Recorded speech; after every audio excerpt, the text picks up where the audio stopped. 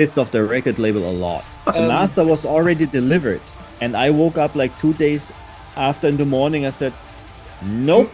I was like, this is gonna fuck. Like, you're right, but this is gonna cause so much trouble. Yeah. Hey, this is Marc and Iain from Caliban, and you're watching the Chronicles of Podcast with Tom and Jamie.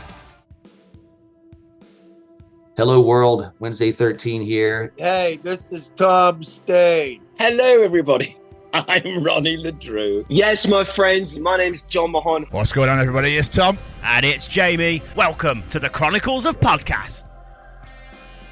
Ladies and gentlemen, nays and thems, this week we are joined by metalcore giants. Today we get to find out if they were indeed happy kids once. And more as we pull them back from hell to talk all about their brand new 14th studio album, Back from Hell, available April 25th. Everyone put your hands together for Marc and Iain as we bring you the Chronicles of Caliban. Oh, that was pretty good. Thank you very much, sir. I love a pun. Before we really get into the whole deliciousness of this interview, how have your personal days been? Marc, we'll start with you, obviously. I did a couple things. I had to do some errands because the boring stuff. My wife is not here. She's on some, I don't know how the English word is for that. Like if you continue to learn something for your job, I don't know. What is the word for that? Sorry for my English.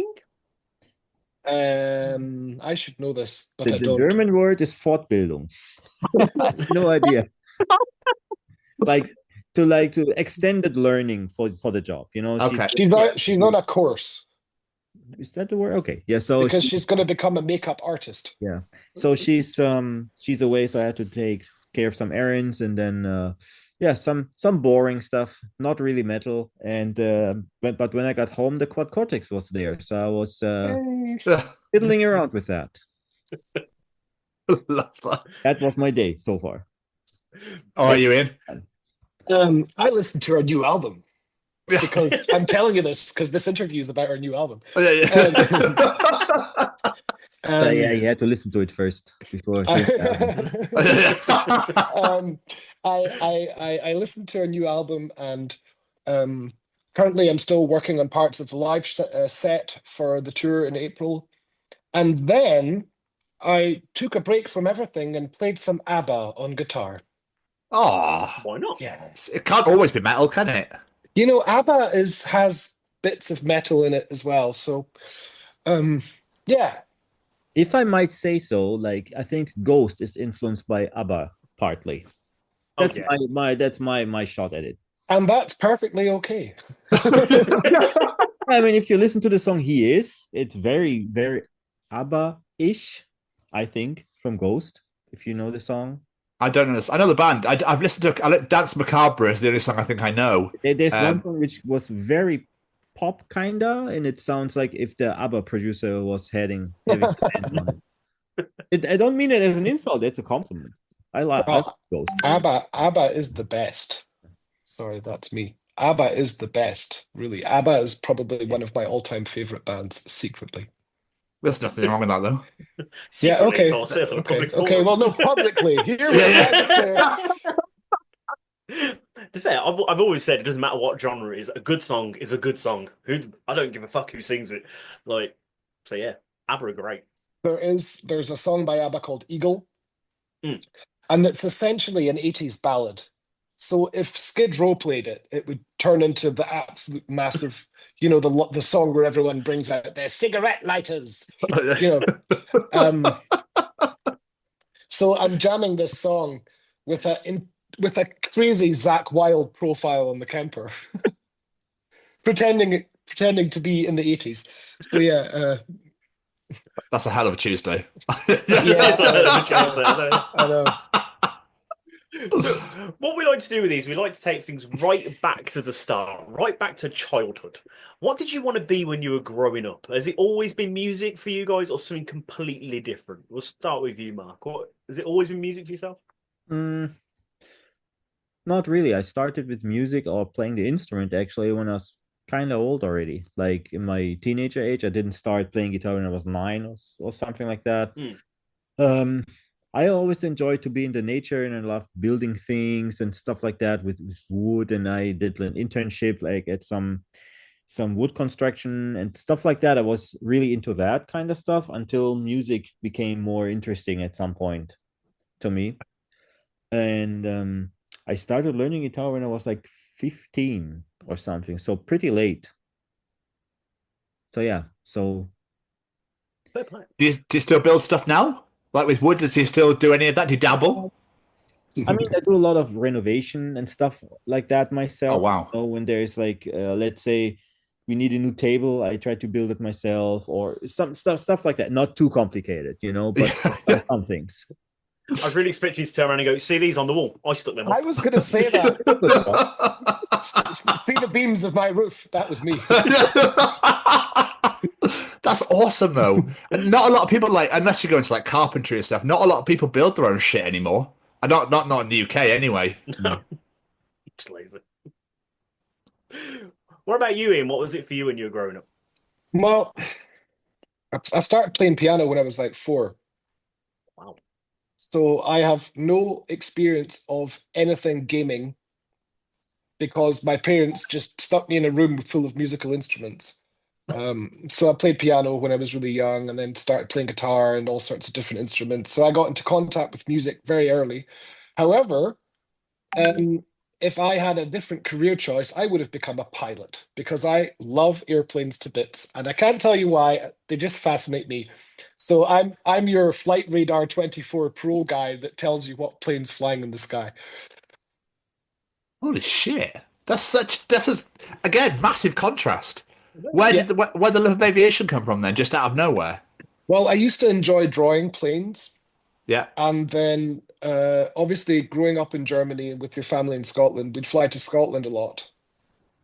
And actually about a year ago, I got stuck in Heathrow for 3 nights because of a problem with my ESTA, with my American visa.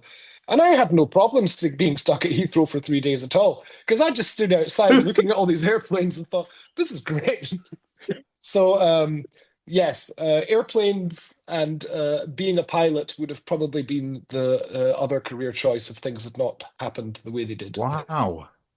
That's incredible. That's awesome. Yeah. God, I remember trying to draw airplanes as a kid, and it was just a tube with It's some really wings on it. It hard. was awful. It is hard. I say as a kid, I probably couldn't do it now either if I tried. No, I still couldn't do it, because the angle and the perspective is really tricky. So yeah. But if there was a plane in the sky, I'd be able to tell you what kind of plane it is. That's nuts. That's quite impressive. And I'd be able to tell you probably the airline from pretty far away, probably the variant based on the amount of emergency exits and things like that. So do you plan on the Caliban tours then?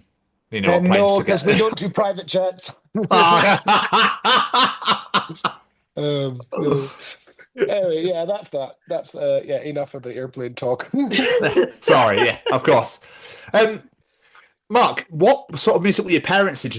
Were you surrounded by music when you were at home as a child? I didn't experience much of my father because he was gone when I was 3, but I know that he was listening to Metallica and stuff like that.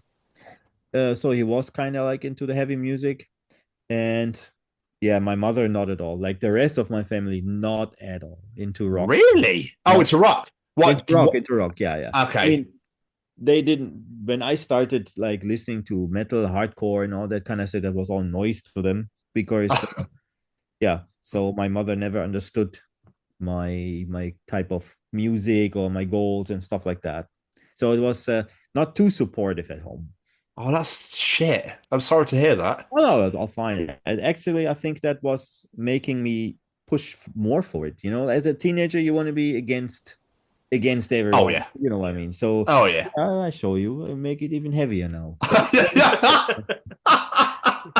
My mom doesn't like this music. It's suddenly so much cooler. Yes.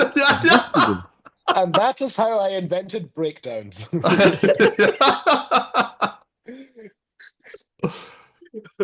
What about you, Ian? My dad is a total traddy. So he's into banjos and mandolins and stuff. Okay. But he comes from a punk background. So he was like rooted in the Scottish Highland punk scene of the 80s. And my mum actually had a piano degree, but didn't stop playing by the time I was born. But my grandmother used to teach me. I do have pretty musical family. My uncle's a sax player. Um, my auntie can play the bagpipes. Oh, My brother is, well, he's younger than me, but he's incredibly talented, incredibly gifted. Both of my brothers, for that matter. And it was just a cool thing to be into rock music in that time of the late 90s, the 2000s started yeah. with our baggy pants and listening to Limp Bizkit and Linkin Park and these things. And it's just like, that's me. I want to be like them. And yeah. So I guess I came from a background where all these things were just there in abundance. There was just metal and rock and crossover everywhere. And Berlin was just full of, the skater scene. And that's what we would do, listen to these bands and be far too young to be listening to these bands, but listening to these bands. It's funny. I listen to some of them songs back now, and I'm like, how the fuck was I allowed to listen to this? Like, I know. Especially like Limp Bizkit was very, very vulgar. Oh yeah. Is it Hot Dog? I think the song is where they say fuck about Yeah, 30 odd times. Yeah. Oh, he even has a line in the song where he tells you how many times he said the word. It's pretty clever writing, to be fair. Fucking. Yeah, I mean that, and then my dad was totally into that, but my mum thought it was all really suspicious. They used to call it sore tummy music. Sore tummy music. But yeah. If that's not the name of the Caliban Greatest Hits compilation, I'm going to be really disappointed. Sore tummy music. Volume 1. Can you remember what that point was, though, where you went from being a fan of music to be like, I want to play this. I want to learn how to play these instruments and make this what I do? Yeah, for me, it was when I was going to this DIY hardcore shows, the early days of the new school hardcore, like bands with like Earth Crisis, Snapcase, and all these bands and stuff like that. And we were going there with a bunch of people, like 15, 20 people, like in a group of all these people were driving to shows and stuff like that. And then we're like, oh, we should do something like that too, and then it somehow developed. It actually started as a school project. Really? Yeah. The band started as a school band. Holy shit! I mean, from that time, only Andy and me are left. The rest, left over the years. But there was a school band with Andy and a couple other guys, but they needed a second guitar player. And then Andy was one of the guys I was going to shows with and stuff like that, And then at some point I joined the band and we continued, like we played even like this newcomer contest in school and stuff like that. And then there already the people were shocked by the music we were doing. It was even half as heavy as it is like if it became later on. But and then slowly we started playing outside of this kind of school kind of vibe, and played some hardcore underground shows. And then very quickly after, a couple members changed. The bass player was actually staying until 2004. From that time, he was also from the school, and also the drummer. He was until 2003. So the first couple of years, we were like 3 from the school time, and the drummer like very shortly joined after the school time, and we just finished school. So that's how it became afterwards a band, and then we had different goals, what the band was supposed to be, how serious we want to take it or not. And then soon later, one other guy left because it was too much for him. He didn't want to travel and going to sleep on dirty grounds on some places where we drove to like some city to play some shithole and then stuff like that because we played everything what we could. We played every show we possible. And he said it's too time consuming. He wanted to do focus on studying and stuff like that. So he was the first who left. The second left because the music became too heavy somehow because it developed to be more heavy and he wasn't into it because for him it was like in the school he wanted to do some rock, hard rock, heavy metal kind of thing and it became more and more heavy towards this kind of new school scene. The very, very early days of metalcore that wasn't really for him either. And then two other guys came in and then from then on it became also the name Caliban. Before it was a different name, Crazy. That's nuts. What brought on the name change then? Sorry? What made you change the name? Because we had a very childish name in the past, there were like tons of names. We constantly changed, but when it became more serious and we had two other guys who also wanted to take it serious, we sat down and said, maybe it's time to change the band for good and settling on something serious somehow, and and then we said also a couple of members left and we thought it's a good idea to have a fresh start with this name and then we formed it in 97. That's madness. I didn't realize how long before you actually were Caliban this thing was going. That's mad. Like, we were in 9th grade. Oh wow. Holy shit. That's like 15 or something. Yeah, 16. I started playing guitar with 15, 16, and like 2-3 months after I started learning guitar, I joined the band. You can imagine what type of music we were playing when we were all like playing like a couple of months only the instrument. But that's the very early days. And 3 of these guys, like Andy, me, and the bass player who left in 2004, were there from the very, very beginning. Yeah. That's wow, incredible to think. Like you say, picked up a guitar, went, I'm going to learn how to play this. Why not? 3 months later, you start a band. You're still in that band now. It's gone through changes, but regardless, still in that. That's mental. That's like a Cinderella I had story. projects here and there and played like fill-in guitar players sometimes for some bands on tour and stuff like that. But this band was always, always there. That's beautiful. I really like that. So, Iain, how did you come to joining the band then? Because obviously you joined a couple of years ago, didn't you? So no, well, ish. In 2023, Marc phones me up. Now, one thing you need to know about Marc is he never phones you up without knowing exactly what he's going to ask you. Stop saying that. It's true, and I like it. You're not one of these bullshit phone callers. You phone people up with a decision, a plan.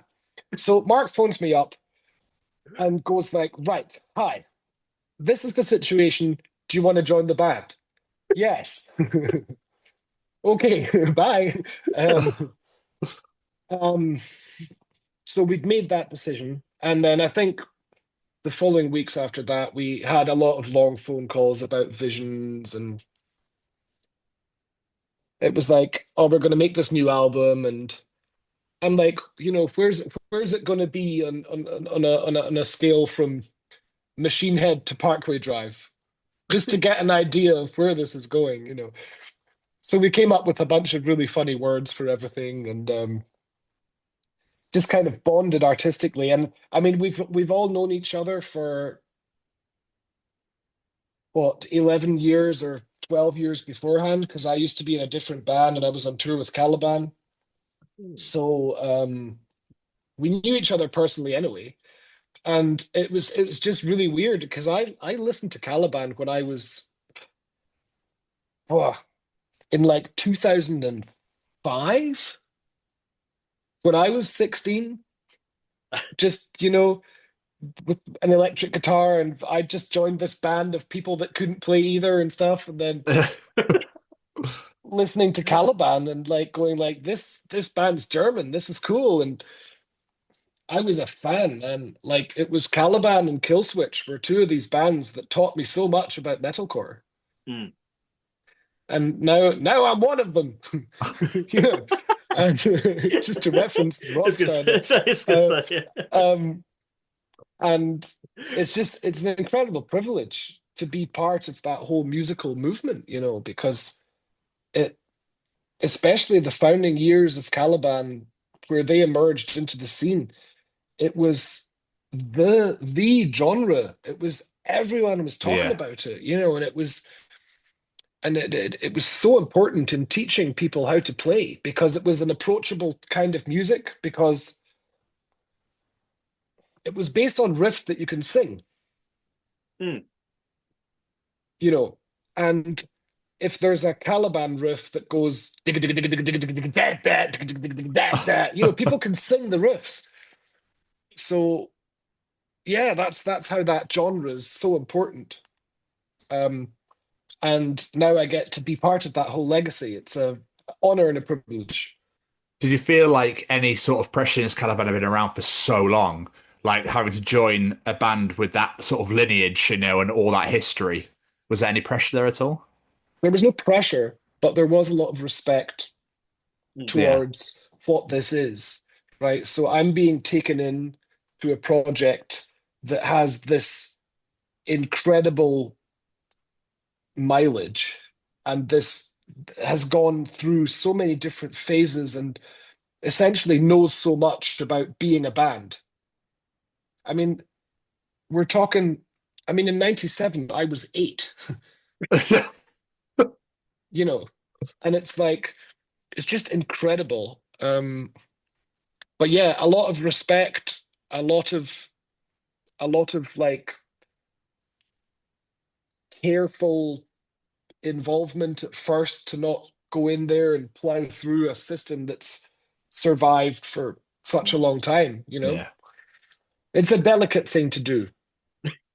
But obviously you didn't just come in as a bass player, you've also taken over clean vocals as well. Yeah. Was that always the plan, or did that just sort of happen? That was I basically don't know, the plan. ask Mark, he phoned me. That was the plan, basically, because I see still like comments online these days when we release songs why Dennis suddenly stopped singing, and that boggles somehow my mind, because Dennis stopped singing like over 10 years ago already. And it's like, why? You know, why? And because at some point, at the transition from the I'm Nemesis record to the Ghost Empire record, we wanted more energy in the melodic vocals, and we didn't want the gap between the screaming and the singing too far away. So we decided that Andy has to step in a bit. So Dennis stepped back and did maybe some background vocals, but the main melodic vocals came from Andy, and he was more screaming it in a way. If you listen to the song King, for example, that is Andy's first approach to that. Or one of our most popular songs like Paralyzed is also Andy, you know, all this more energy, half screamy thing.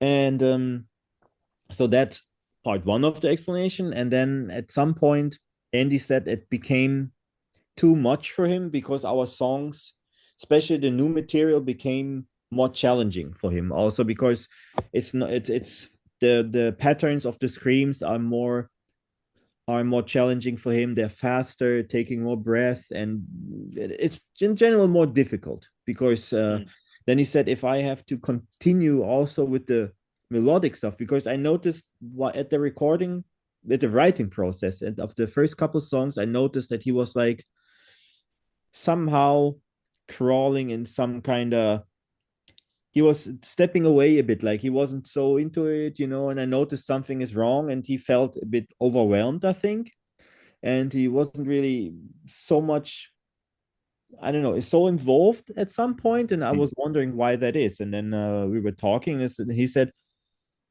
I'm overwhelmed because I'm a bit scared to pull this off, because I have so much. You guys, we have like a new vocal coach also for the screaming stuff, and it's so challenging for me. And then I also have to supposed to sing that, and I have to do that live too. It was so much for him. And then one of our friends who was also producing with us, mostly the vocal parts, he was like, why don't you get a new singer if Andy's overwhelmed?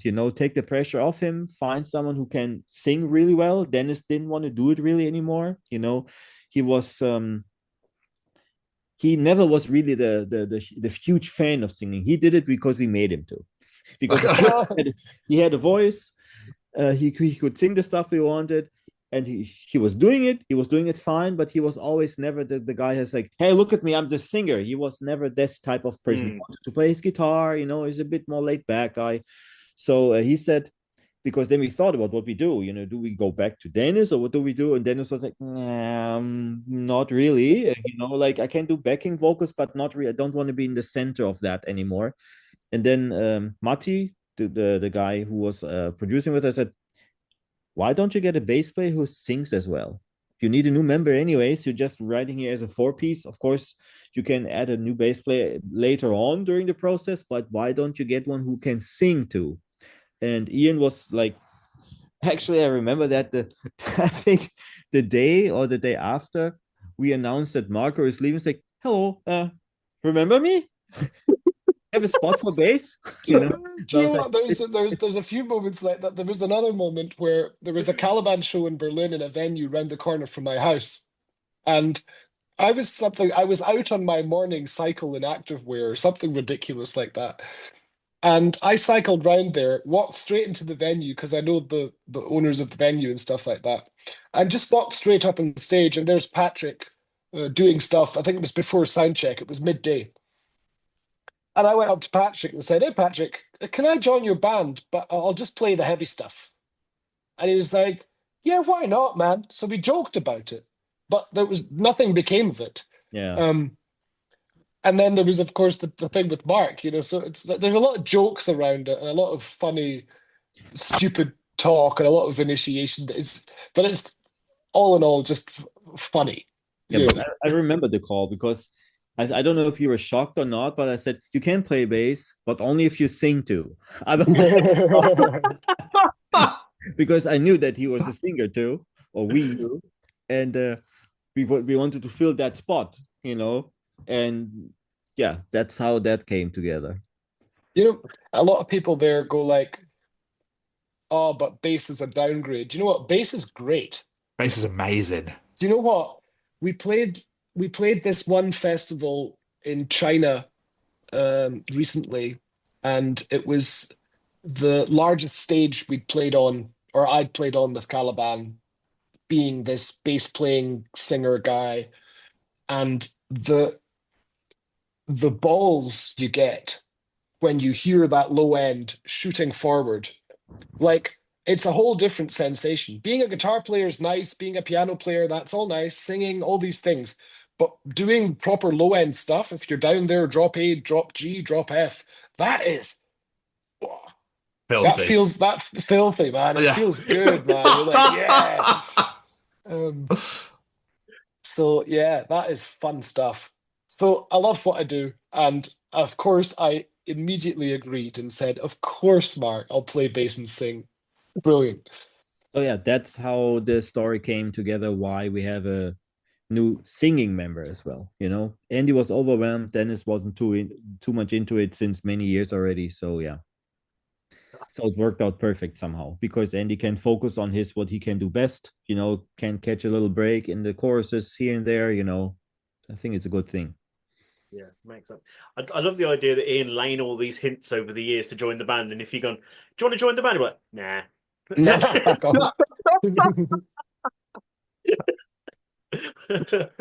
Who could turn that down? Right. Mental. I know. So when it comes to songwriting for you guys, obviously, do you guys write the music first and then put the lyrics on after? Or do you have lyrics written and then make music for the lyrics? Yeah, I mean, we are used to that formula. I don't know if Iain prefers that in the future too, but that's how we used to do it because Andy always wanted the music first, that he can grab the mood of the song in the lyrics too, that it's not completely just write something random and putting it on the song if it's a sad song or like a heavy song. That's at least what Andy always said.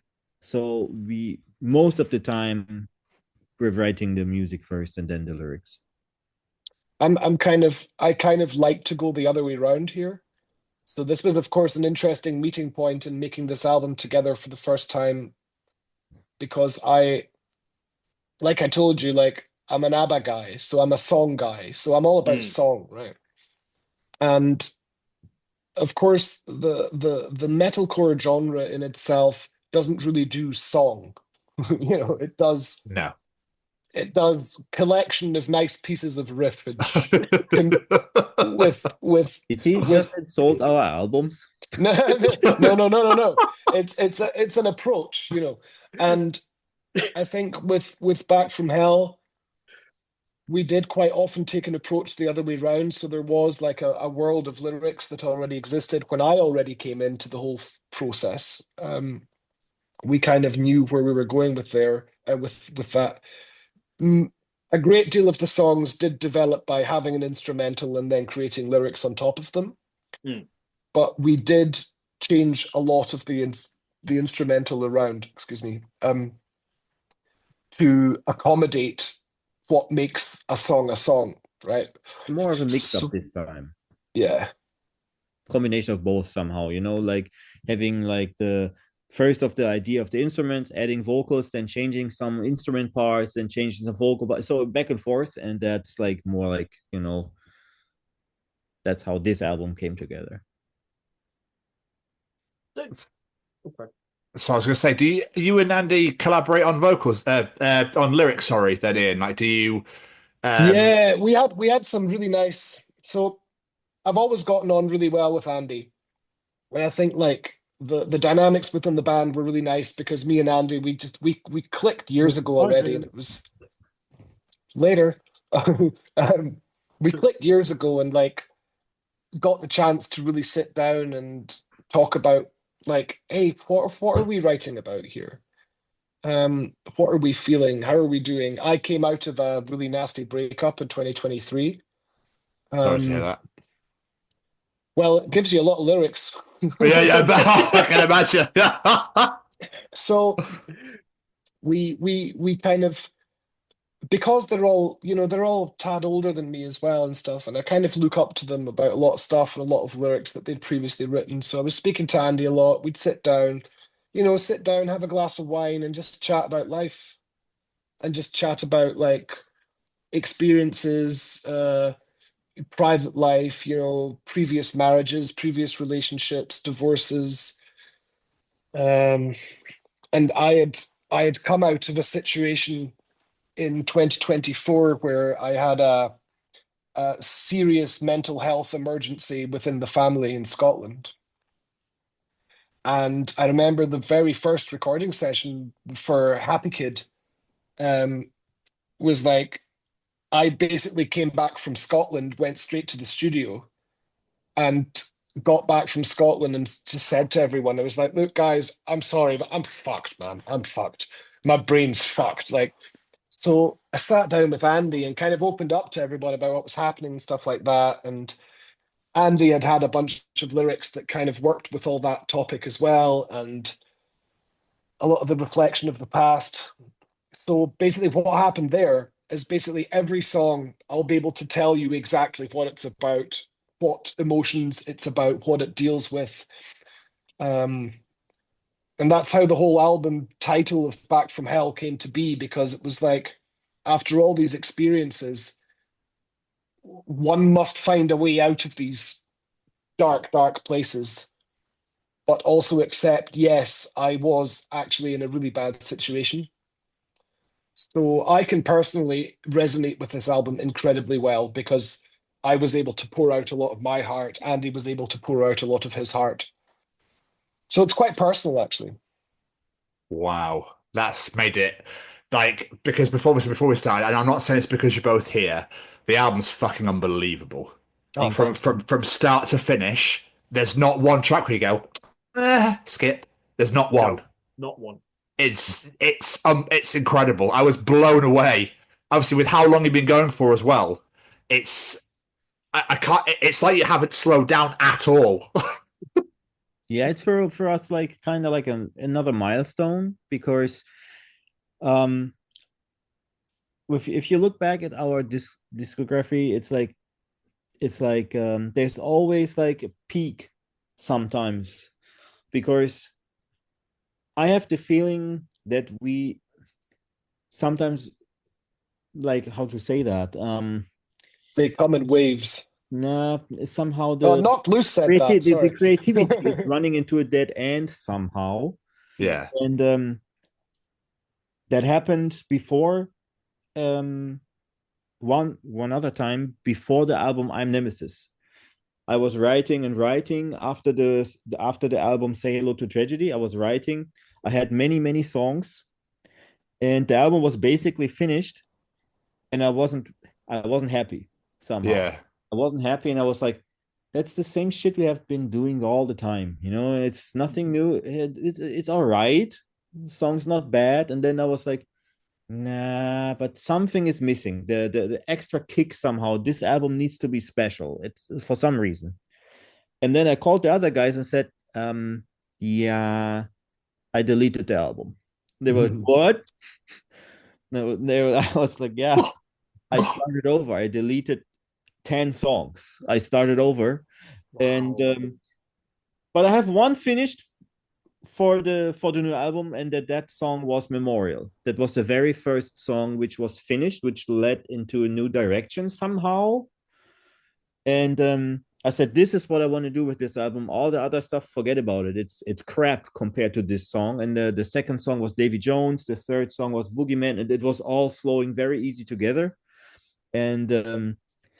And then I had that feeling again after Dystopia, because I'm really not a fan of the album Dystopia anymore. And it very quickly for me faded. It is, to me, a bit of a meaningless album. It was created during Corona. There are many bad memories and things stuck on that album. The way it was done, it wasn't feeling well at some point. Of course, we never put out something we are not proud of.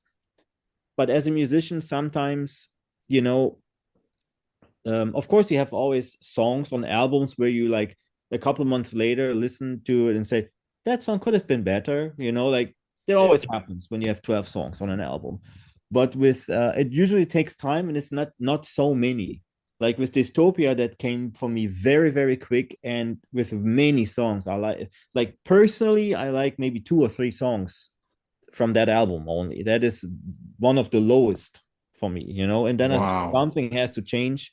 Yeah. And I want to be more towards like fresh direction, and that's why also this album took so long for us, the Back from Hell. And I think if you compare Dystopia and Back from Hell, it's a completely different thing to me. Oh, man. Yeah. Back from Hell does not have a single song that has been half-arsed. No. Like, you can tell. You can Back tell. from Hell, every single song got the attention it deserved. Every single song got, like, there's one song on the album called Infection. Yes. And Infection's that new metal-y, bit of a new metal-y vibe with the drum and bass beat and stuff like that. And the whole breakdown section at the end is quite new in the whole process of writing that song. And we were thinking about keeping it without it, but then we were like, nah, we really need to do this now. And even if it's going to delay the whole process, to make this song within itself perfect, it needs to have something at the end to take the song somewhere completely different. Yeah. So with that kind of attention, we went into every song. Like, Solace and Suffer was meant to be that big thing. It was supposed to be a good song with a massive chorus and a breakdown section at the end that just makes you feel like it just rolls and rolls and rolls and rolls. And then the song Insomnia is like, literally, we wrote that song after I hadn't slept properly for like 3 months. Like, I knew exactly what I was talking about. The Ruth world coming together, the whole production coming together, crafting it into an actual song where, like, the song has like a C part at the end. And I remember being in the studio and singing my bits. It's dragging me under. And I could see Andy through the glass of the studio screaming the answers back at me before they were even recorded.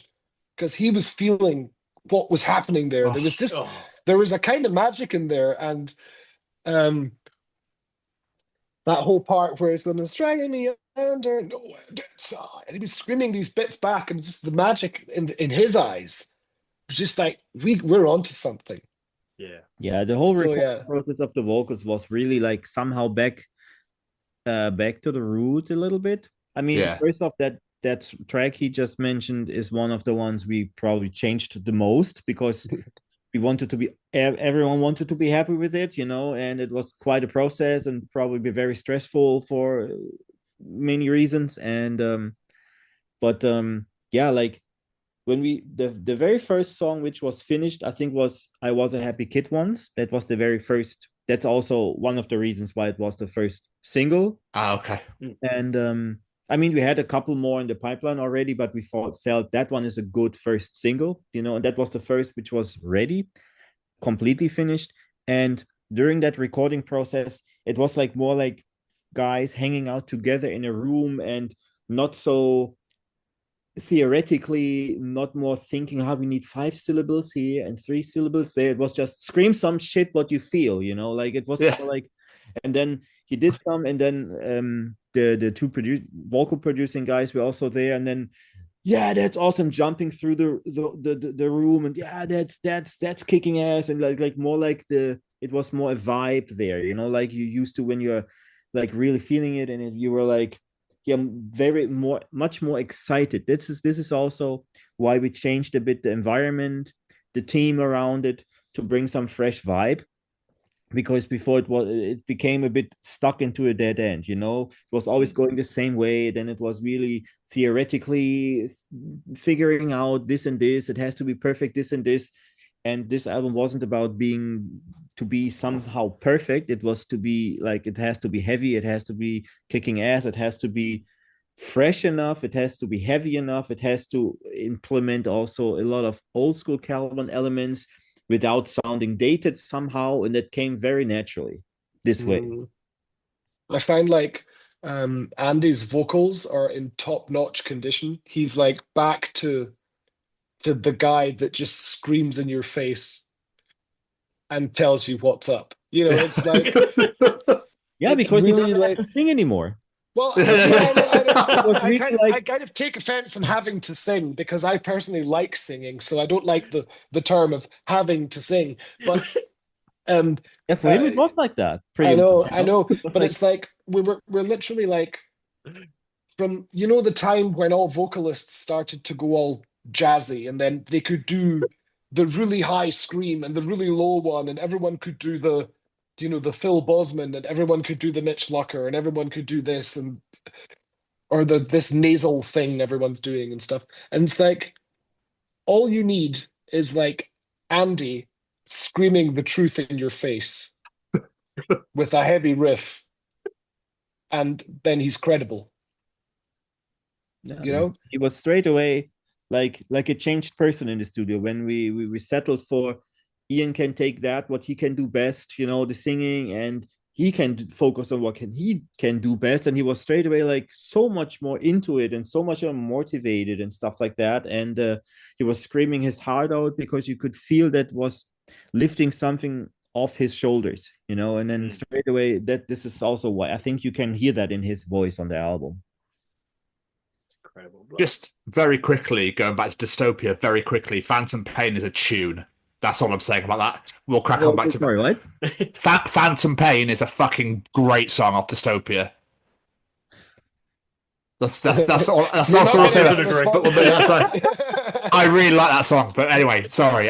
When you mentioned it before, my favorite is Descent of the Blessed of the album. That's my favorite song. That is a good song as well. But still, anyway, back to Hell.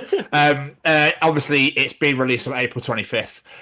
How excited are you guys for people to hear this record? Very. I'm very, very, very curious. I think Iain is the most nervous, because he's the new guy. And there's still these comments. You know, to be honest, I don't really care much for comments. There's always trolls on the internet. And I don't really care, because for me, what counts is that we are happy with the album, that we think it's a great thing we created. Yeah. Of course, you always hope that the fans like it too, but if I understand when people might say, I like Dennis' voice. Yeah, it's good for you. I can, I can accept that, but that's not what we want to do anymore. So, and Yeah, this it's is a difficult one. for him. It's maybe more difficult because I think we did it. I don't want to sound cocky or something, but I think we did a great album together in this matter, and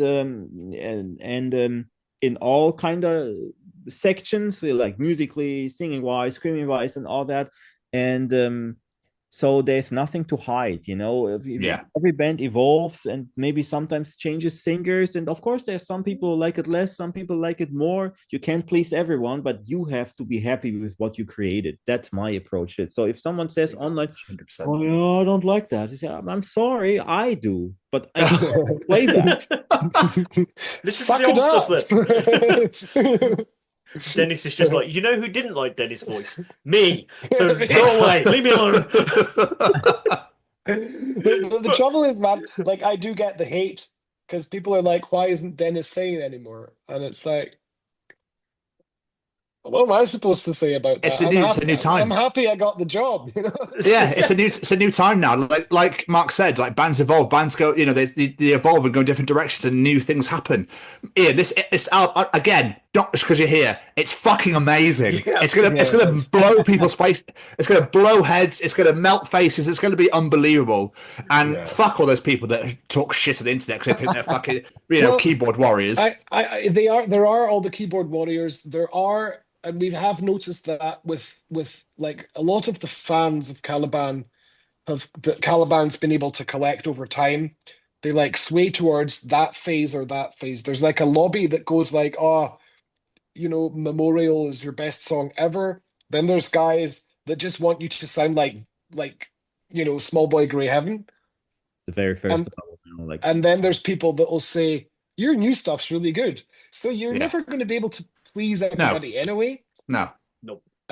Also, but if you know that your album is good and that you've put the maximum possible energy and effort into it, then you should be able to stand there and say, I'm proud of what I did. Yeah. Caliban's still here, man. So, Absolutely. I'll always fly the flag for bands trying new sound, bringing new members in, whatever you need to do to make it. My favourite band in this entire world is Kiss. They change their sound per record, let alone per several records. So, you've got to be happy with what you're putting out there in the world. If people like it, great. But at the end of the day, you've got to be able to express your art, because that's what music is at the end of the day. It's art. So, yeah, if people don't like it, don't listen. Go listen to someone else. That's exactly what I mean. Like, if they don't like it, you just don't listen to it. Like it's that simple. Yeah. Because there are people online who behave like that they own the band. Or everything's written for them or something. I can because it's my band, so I can.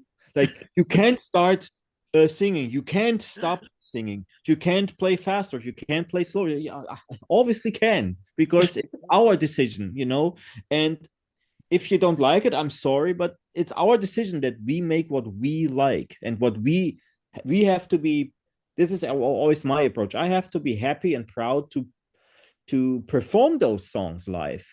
Yes. And I think people feel that if you're untrue to yourself, if you make something just because people want you to, and that you're not really behind it, that's just half-assed crap. Yeah.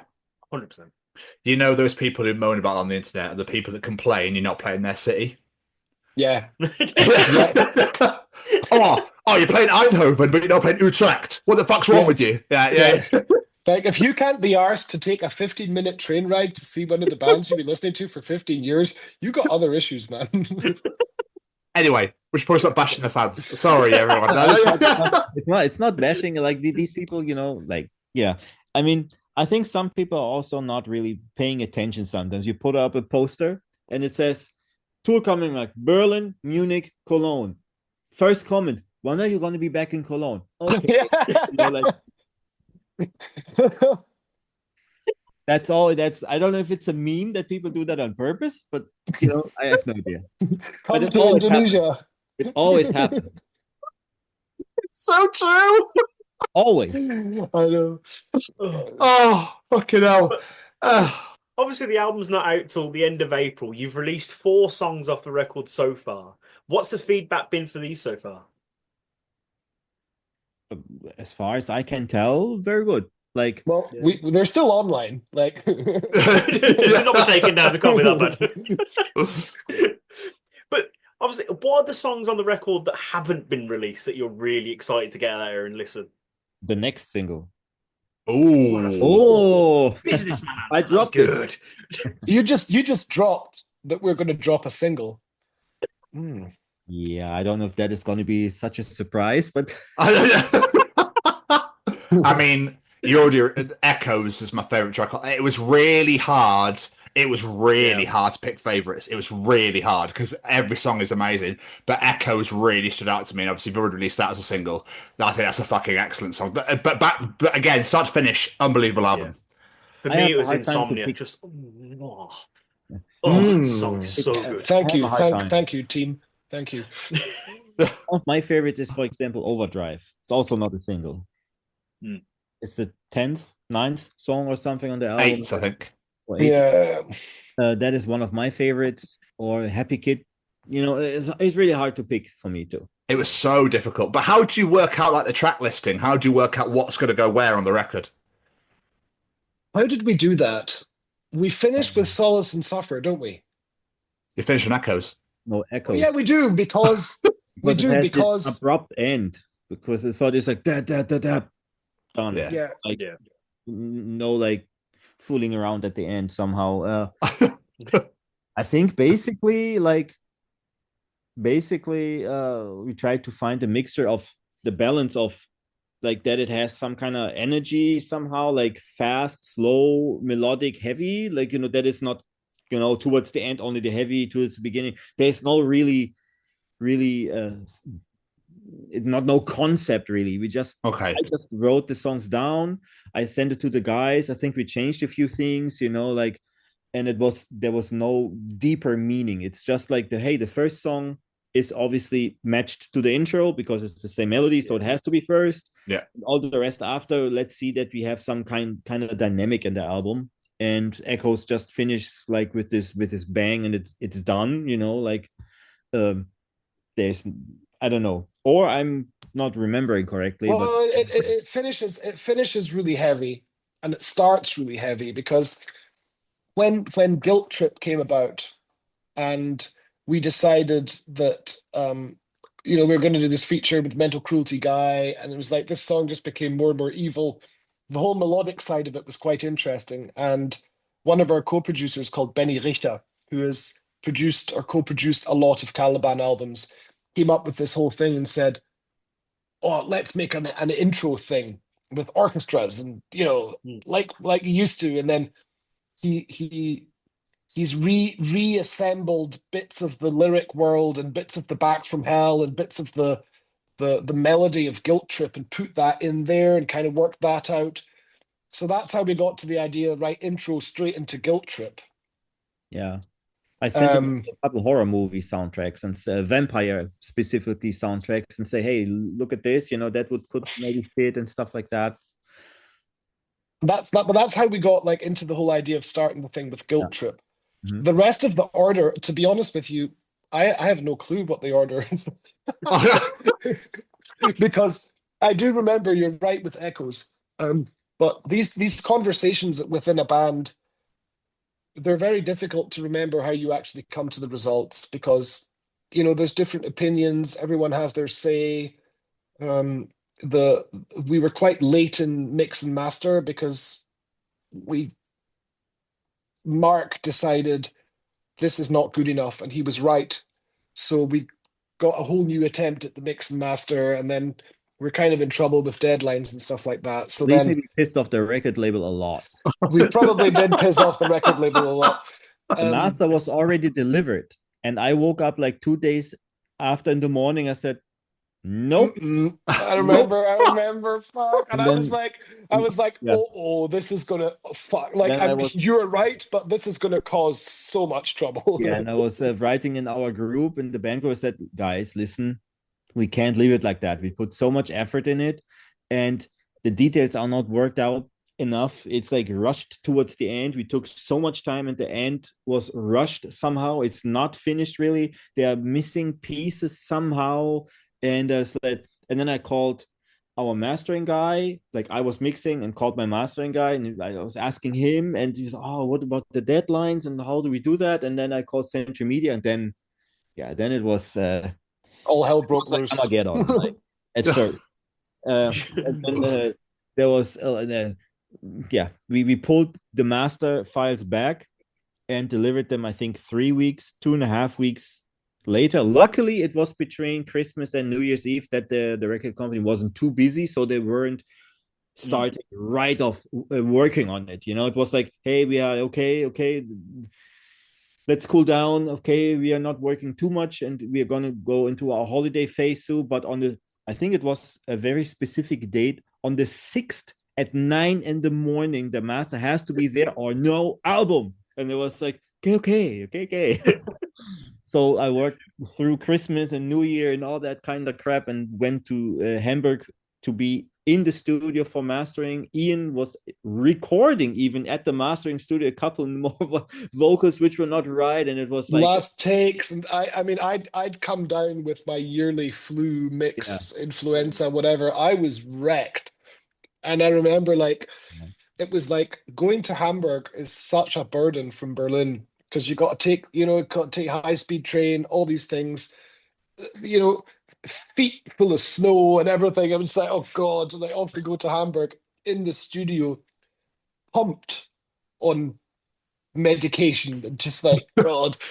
And we're there, and then, I think we didn't finish until the 4th of January. Yeah, 4th of January. Yeah, it was very, we were very still late. in the studio getting the balances right, and I was there until, I remember, because I left my hotel in the morning on the 4th, and we thought, oh, it's going to be an easy day at 4 or 5 in the afternoon. I'm going to drive home to Essen. It's like 4-hour drive.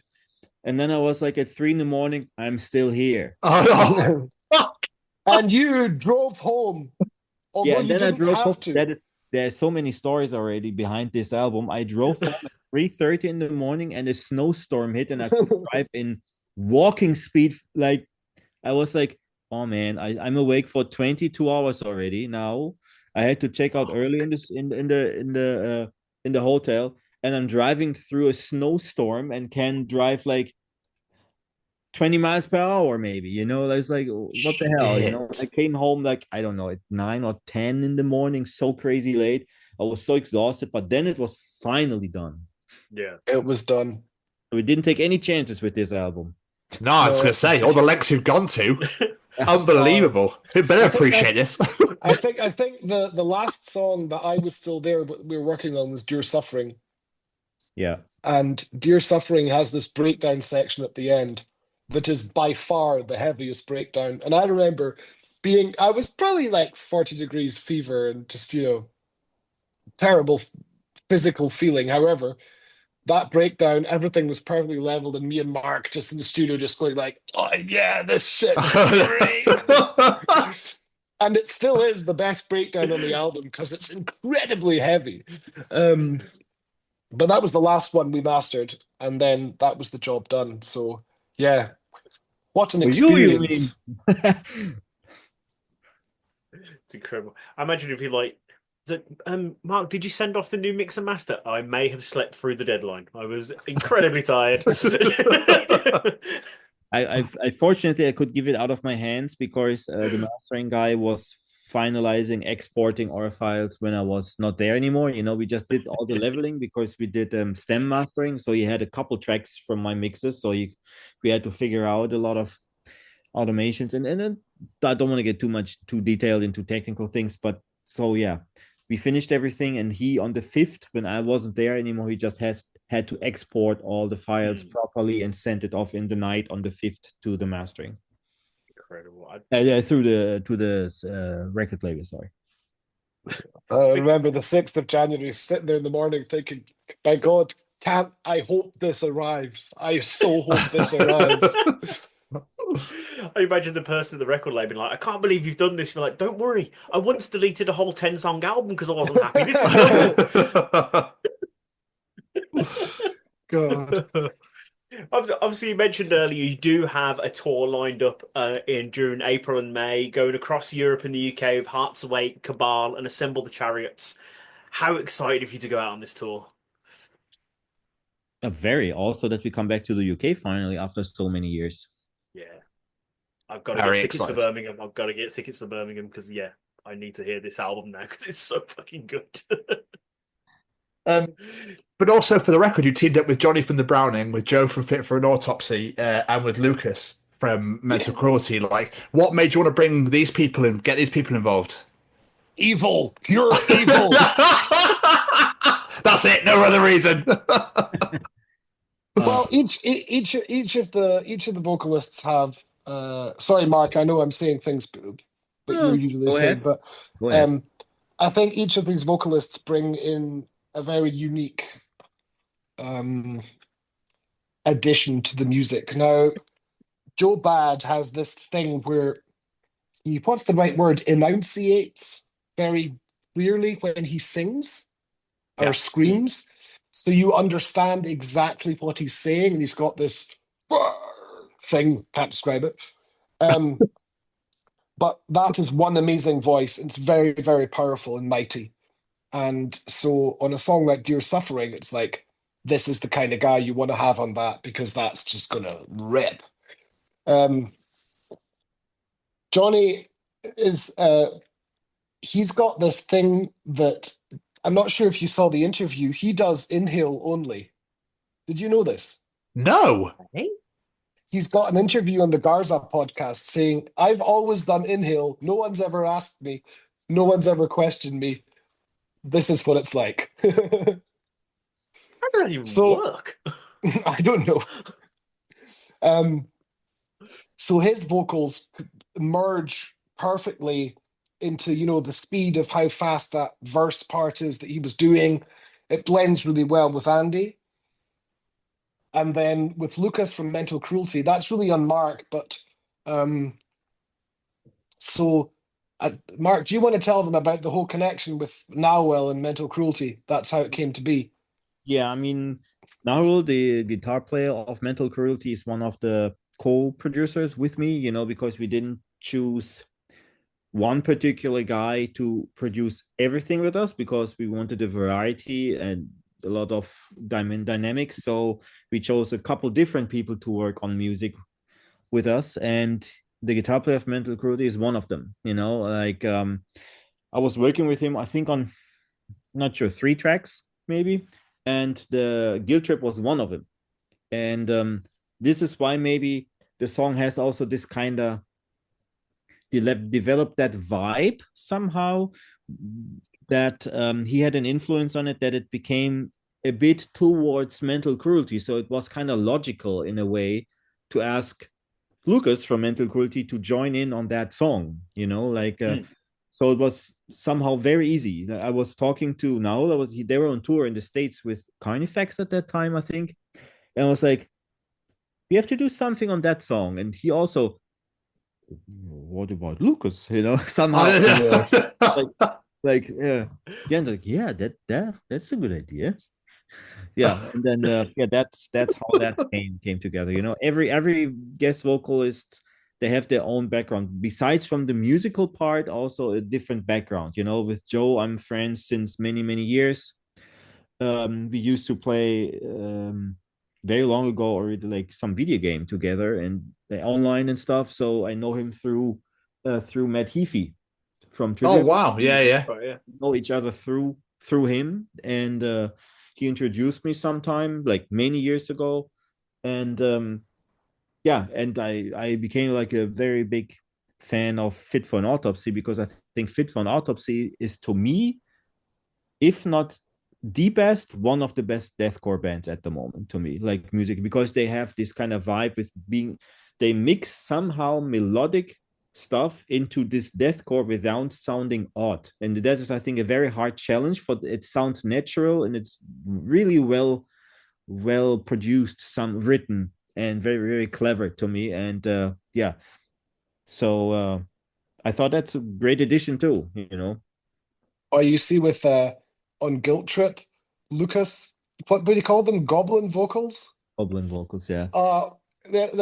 I've always had a thing for like black metal. Obviously, a massive fan of Lorna Shore as well for how they've created this new amalgamation.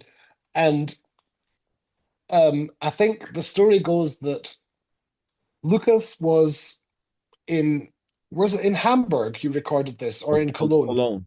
Cologne. And it was recorded downstairs in the lounge of a nightliner. No, it was recorded in a van. In a van. Yeah. and it was like, in order to get these takes, it was the same thing with Fit for an Autopsy, was literally going to the guy at his gig, to the venue, and finding a spot to record these guest vocals.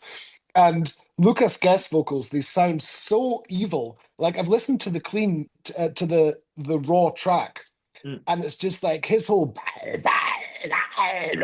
it's just like, Jesus Christ, man. What is wrong with you? Yeah, I was going there with one of the recording engineer and also vocal producer Dave. He was with me. I picked him up in Cologne because Cologne is not far from me, like an hour. And we're like, what do we do? Cologne traffic sucks. He has to be here for their show with Cradle of Filth. They were on tour with them. And it's like, what do we do? Yeah, we just get the same microphone we recorded all the other vocals with. Like, it's just which has like this kind of isolation kind of foam around it. I don't know, the SM7B. I don't know what it's called. This foam which is covering it, so it's very isolated sound. You don't need like a crazy damped room to record that. And I remember that the driver of their van was sleeping in the back while he sit on the table recording those vocals. And the driver just heard him screaming because he had headphones. We all had headphones listening to the song. And Lucas was sitting there. Should I do more Goblin vocals? I think I should, yeah. And was doing this sounds what Iain just did. And the driver was just sleeping there, was like, what is going on here? You know, because he was a hired driver. He wasn't into the band or something, you know. So it was some guy listening to some guy sitting in the front of the van doing this kind of noises with his mouth, you know, like, man, that was funny. Priceless. I don't know what I love more here, the record or the story of the making of the record, because it's both incredible. Yeah, it's same thing, because we had such the timing and stuff here like that, you know. It was the same with Joe, you know. It was like, I know you wanted to record when you're back from tour. That's actually too late. Can we come to the show in Hamburg and do it? Okay. You know, like, and it was somehow like that. And with Johnny from Browning, he fortunately is able to record himself because he has some kind of a home studio. And when we made the call, like, hey, are you into doing the vocals? Sure. Is when I deliver it in an hour is fine. We're like, what? Like, yeah, we wanted to say we need it quick, like in a week, but an hour works, you know. So he did it within like 1 or 2 hours. I got a download link that he recorded that. It was very, very quick. What a guy. Right. That's the whole album's full of just really funny social moments. There's one moment I always love mentioning. So part of this producing team, I think Marc said that one of them was Matty. Matty is a singer in a beatdown band called Nasty. I'm not sure if you've heard of them before. No. But they're like coming to the UK with Paleface. No, they're going to the US with Paleface. But him and then the guy who has the studio is called Dave. He used to be in a German band called Vitya. So we've known each other for a long time, and we're in the studio environment together, and we're creating music. And it was when we put the end of Solace and Suffer together in the studio on the big speakers, all still pre-pro sound, but raw and good. And it was literally like there was like four grown men standing in the studio just going like fucking hell, this is fucking just like, and there's videos of it, and we're just going nuts because we felt so connected to like the physics of create a heavy breakdown and let's do something, and then you'd have Dave that would run around the studio and go like, no, do this. Oh yeah, come on. Oh yeah, right, this slap, man. Oh. So it wasn't scientific at all. It was just really, really like emotional and just like spontaneous and quick. And then we put something together. Oh, that works. Yeah, good. Andy, come on, scream, do it. So that whole vibe happened for the whole album. And that's all encapsulated into what it became. So it was a hell of an album, pun intended. Yeah, He's been learning on the puns. Fucking phenomenal.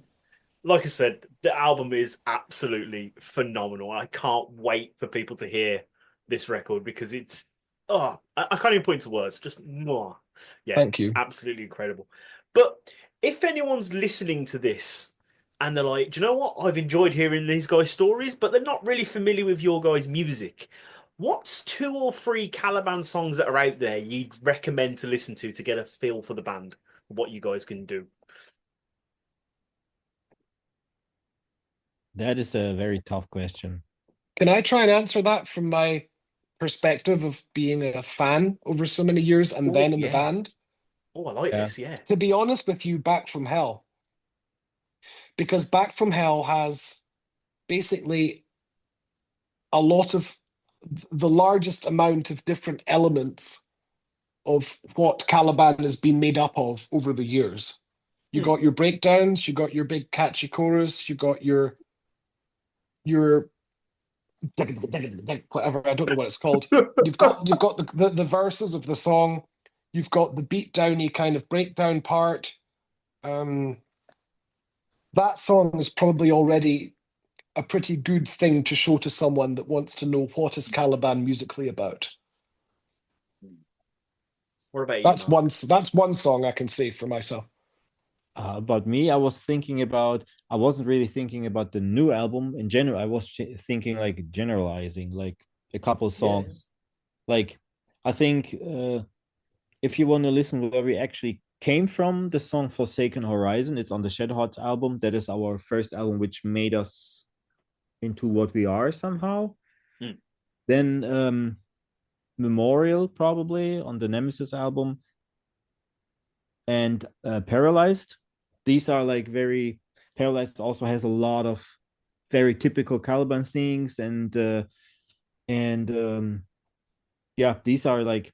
I mean, of course, I can pick also one of the newer tracks, but I was like thinking more from the past, like, but Iain is probably also right about that song, or basically also, other songs like from that new album, because I think the new album is like essential Caliban somehow, mixture of everything. But if I have to pick from older stuff, it's probably those 3. I think the song Glass Cage is something happened there. That song came about quite late in the whole process of the album, and I remember when I think parts of it were in a different song, and it was just material being shared around. And when we put that one together, it was like, oh yeah, we're gonna do the whole double time metalcore thing again. Oh, I like that. Oh yeah, come on. And then the whole metalcore riff at the beginning and stuff, and it was like, this feels like 20 years ago, but somehow everything sounds brilliant because we've all got really good software. So it was like, oh, nice. So Glass Cage is also one of these songs of the new album anyway that sum up what Caliban kind of consists of, to me personally at least. Incredible. And everyone should go listen to all of them. I mean, I want to throw one into the hat, which is the song I discovered you on, which It's Our Burden to Bleed from the Undying Darkness. What? Me too. What a song! What a song that is! Unbelievable. Incredible. Miss Stevens, any more questions for our wonderful guests? I do. I have one more, and I'm going to start with Marc, if that's okay.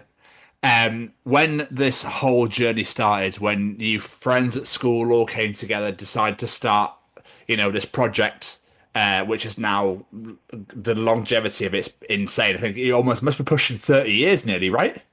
Yeah. Yeah, which is just now so unheard of in this sort of day and age.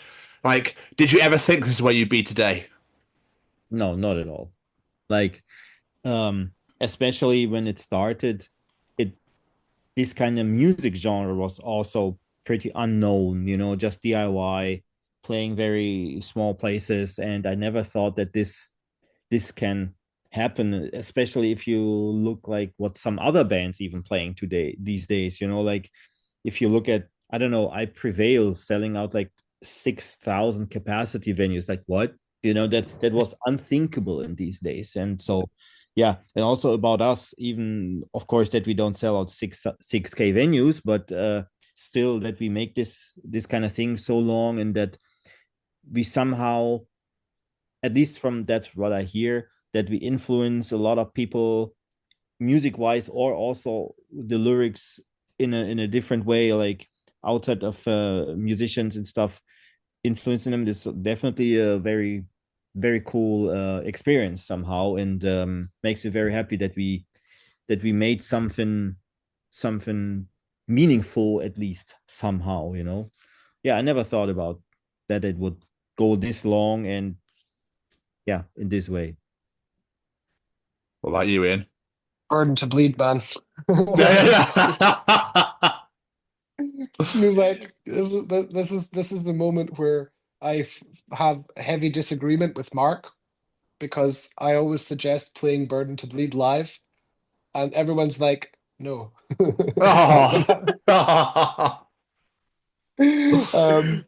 Jokes aside, you got your I Will Never Let You Down. I've got my I Will Never Let You Down. That's true. I'm always the team of the, come on, let's do another old song. Let's do another old song. What's your question again? So basically, obviously, I know you've come into the fold very late on, but like starting out your whole career playing piano at 4 years old, getting into the whole music sort of thing, and obviously coming from a very musical family, and then obviously being a massive fan of Caliban, now being in the band, did you ever think this is where your life would take course? This is where you'd be today? It's not at all, but it always felt very, very natural being a member of Caliban. Ever since that became part of my identity, it's part of me. It's something I breathe every day. It's something I respect a lot. Over, considering the time that this whole thing's been going, I get to share some heritage, and I get to become a part of, I get to inherit a musical legacy to an extent, which is an incredibly large honor for me. And, I have one of my oldest friends, called Tommy. I called him up one day and just told him, do you know what, I'm joining Caliban. He almost fell off his chair. You are not, because we listened to Caliban when we were 14, and we started it was around the time when we got bored of our band sounding like Slipknot. And then we kind of started listening to metalcore, and there was Caliban, and then Killswitch and Caliban. And then, we designed our whole bands based on that sound. And now I get to work with this whole legacy of it. Is an incredible privilege. You could say you were growing up with the posters of these guys on your wall, and now you're one of them. Sorry, Marc, do you know the movie Rockstar? I don't want to know about it. No matter what you're going to say now, I don't want to know. Hi, my name's Ivanka. Oh, guys, this has been an absolute honor. It's been so much fun. Thank you so much for taking the time out of your day to join us today. Thank you. Absolutely. Is this going to be put on the air as a Zoom call? Yeah. Well, we've got I'll background. edit it and make it look beautiful. Yeah. We're gonna release it next Friday, which is the 13th of March. Okay. And it comes out at midday.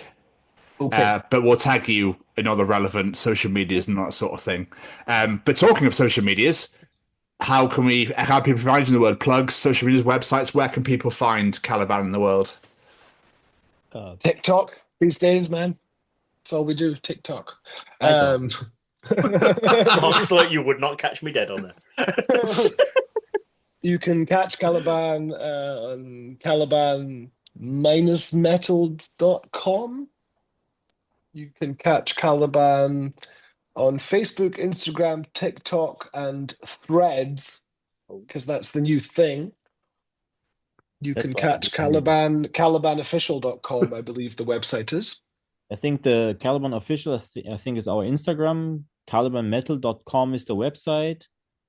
And I think then we have, the other one is the shop address. Yeah, I think, Caliban official or Caliban metal should be the addresses. Like, most people don't check websites anymore, so no.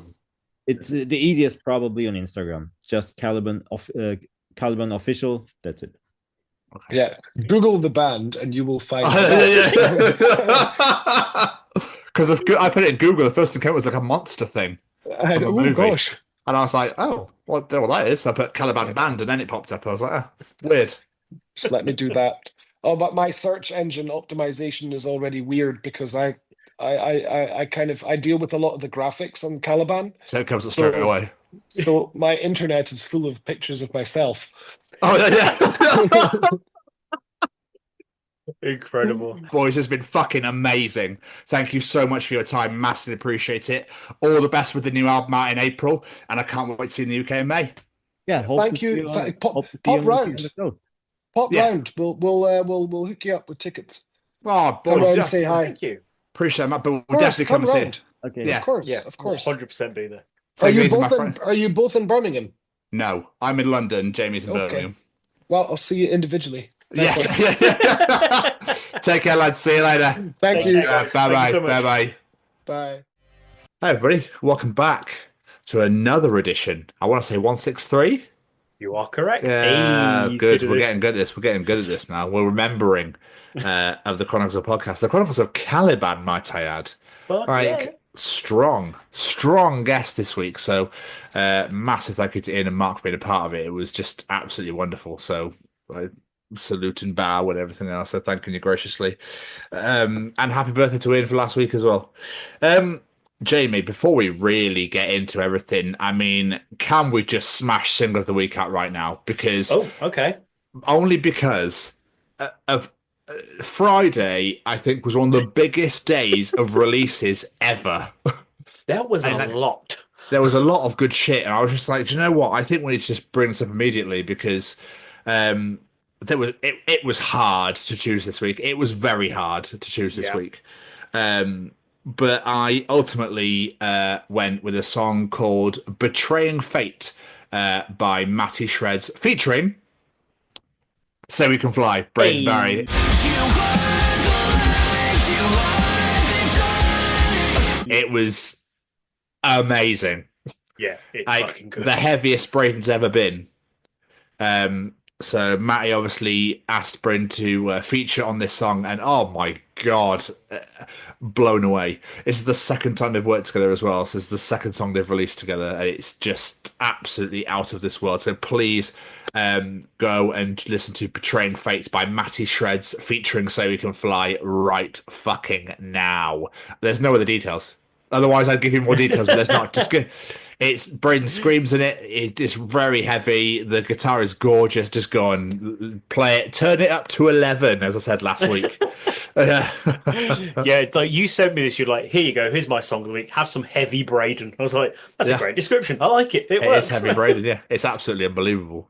Yeah, this week was fucking tough. Like, there was new songs from Spirit Box, Ghost, Tropic Gold, Bury Tomorrow, even Lady Gaga had a new single. But in the end, I decided to go with two-time guests, the fucking wonderful boys from the West Midlands in Fangs Out, with their new single, Gory, because by God, it is good. It's way too gory. and that guitar is just it's just a bit cheeky. It's a bit naughty. It makes me feel things in my innards. It's just really damn good. Yeah, there's got to be a record of the way. There has to be. Oh, I hope so. And massive happy birthday to Ben and Mikey last week. They both had birthdays 2 days apart. So yeah, we hope you had absolutely amazing days, lads. But like you say, Tropic Gold released their brand new record, Six Death of Everything. Villain of the Story released their brand new single the first time, which Logan actually wrote, and he's not in the band anymore. Bury Tomorrow released Waiting. Punk Rock Factory released All Hands on Deck, their brand new album with all the 90s and 2000s pop songs and that sort of thing. Like, there's just so much out this week. It was looking at it all going, fuck. Yeah, and I was even looking at the release radar they put on Spotify, and I was like, I'm going to list a couple of bands I've never heard of, and I was like, these are really good too. Like, fuck, I don't know what to pick. Yeah, it was a tough week. It was a very, very tough week. So, let's have an update, shall we? Oh. On the Burnley and JJ Watt scenario. Yes. So, as we know, James Trafford had not conceded a goal for a very, very long time for Burnley Football Club, breaking the championship record for clean sheets. Burnley took on Cardiff City last Tuesday in the first week of the last 16 of the Champions League. James Trafford conceded a goal. They won 2-1. No! They won 2-1, but Burnley have finally conceded a goal. Oh, man. Yes. I was really hoping this would go through to the end. To Cardiff City last week, they won 2-1 last Tuesday. They played Luton Town, however, on Saturday at 3 p.m. Now, Burnley played Luton and won 4-0. Okay? No. So it's been, again, and then the NFL started being like, James Trafford makes bet. It's like, Cardiff scored last week. Hello, Cardiff scored last week. Like, the bet's over. Yeah. So, it sounds like JJ Watt really wants to come out of retirement. Okay. Because JJ made a post saying, if we score 4 goals every game, I'll come back. He's obviously, because it went on for so long, he probably got into that mentality of shit, I'm coming back. Yeah. And now it ended, he's like, oh, I was actually kind of looking forward to that now. Yeah. Yeah. Fair play. But then Burnley also played tonight against West Bromwich Albion Okay. at West Brom. And they drew 1-1. So Trafford conceded again, but they didn't score 4. So cool then, JJ, what's next? Let's get his blatantly. What's next, mate? Yeah. What's it? If the guys make it onto the pitch, I'll go back to the NFL. It's fine. I reckon it's going to be if we get promoted. Possibly, yeah. Because they drew Sheffield United 1 tonight, which puts them above Burnley. But Leeds are yet to play, so it's all up in the air at the moment. But he's going to fight. I reckon he'll go for the promotion story now. If we get promoted to the Premier League, I'll come back. I reckon he'll come back next year. He'll just come back. He'll think of something. Yeah, it's just fucking sick. I was just like, well, I saw the score. Like, we just recorded, I think, and I looked at the game and was like, no, he's conceded. Oh, I'm a little bit heartbroken. I'm not gonna lie. I don't even follow football, and I'm like really quite heartbroken for him. But I think he did actually break the record for the longest amount of clean sheets in Championship history. So that's amazing, regardless. Like, even if he didn't make the bet, that's fucking awesome, and no one could take that away from him. It's got to be England keeper, surely. James Trafford. He has him or Nick Pope, but James Trafford surely has to be in the conversation. It's gotta be with that record now. Yeah, but I was absolutely gutted when I read that. I was like, "Oh, JJ." I love that he just came back and went, if we score 4 every game." I feel like I need to try and get hold of James Trafford now. Try and get him on the show.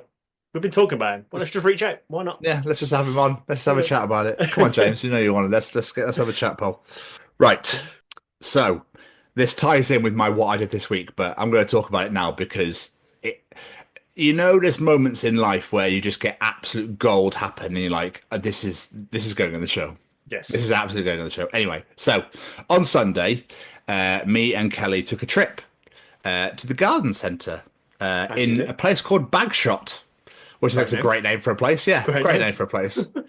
But Jamie, this is no ordinary garden centre. This is like a mall type outside shopping centre-ish thing. It's the garden centre's the main attraction, and there's loads of stuff next to it, like around and that sort of thing.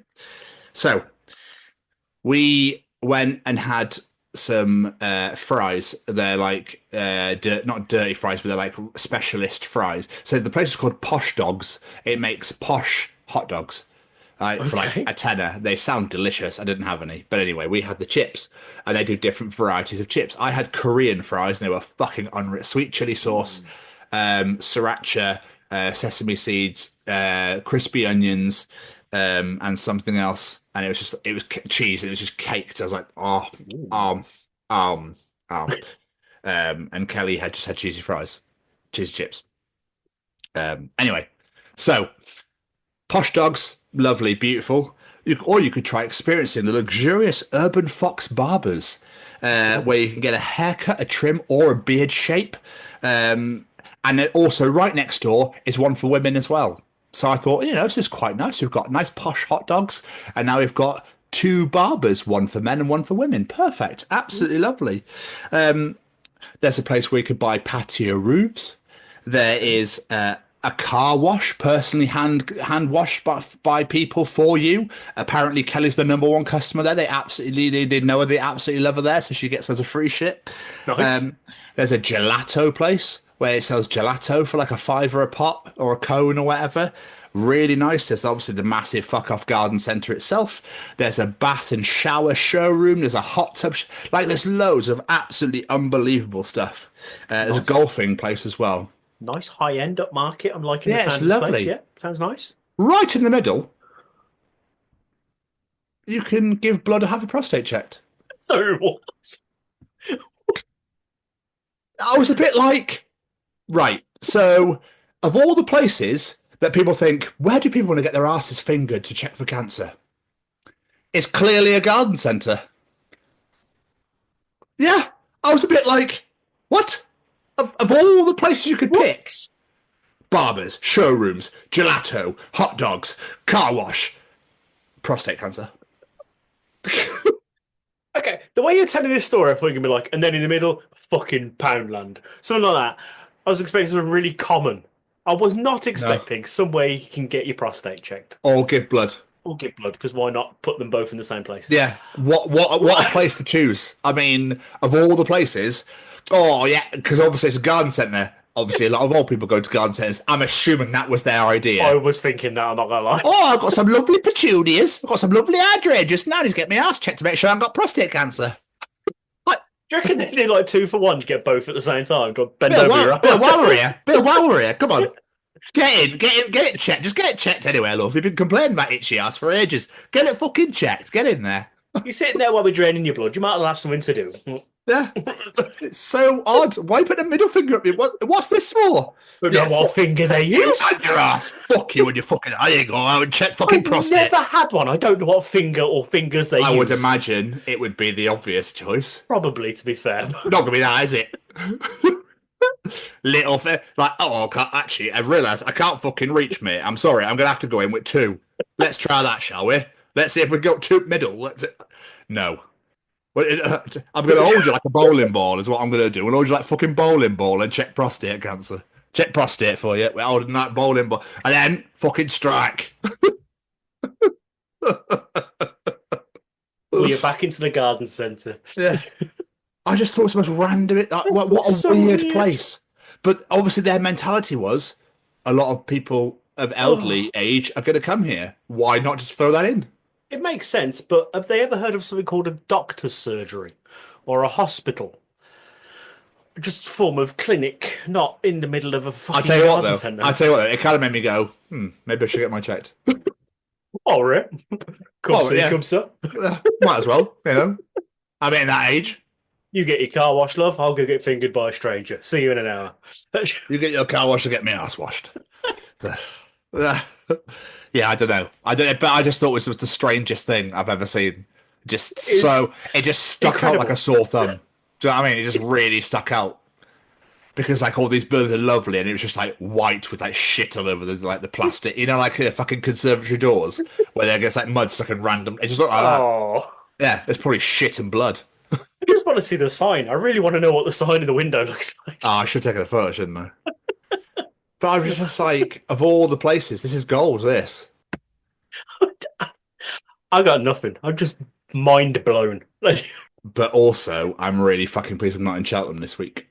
Oh yeah. When are you going to see? When are you going to see the kids? Sunday. It finishes Friday, I think, or Yeah, it does. Yeah, Saturday. yeah. So it goes finishes Friday. Don't go in the week. I found out about it today because someone said to me, "Can I have some annual leave to go to Cheltenham races?" I was like, "Oh fuck!" Luckily, I'm going Sunday. How do you not know? Of all your kids have been around for like 15, 16 years, maybe longer. I never commit it to memory. I think it's because it's so traumatic for me. I just blank it, but forget about it. Dude, you always go, March, races are on. Better be careful. Yeah, I probably should. Probably should put it in the calendar or something. Yeah, 100%. I can't say I ever think about horse racing, though, to know when it is. It's always like the second week of March. Anyway, talking of Cheltenham, this was back when I was there still, and I'd forgotten all about it. But I was walking home from work. This has got me just before I was leaving. And there was an Indian couple stood watching someone try and park their car by the Frog and Fiddle. Okay. With their car behind it.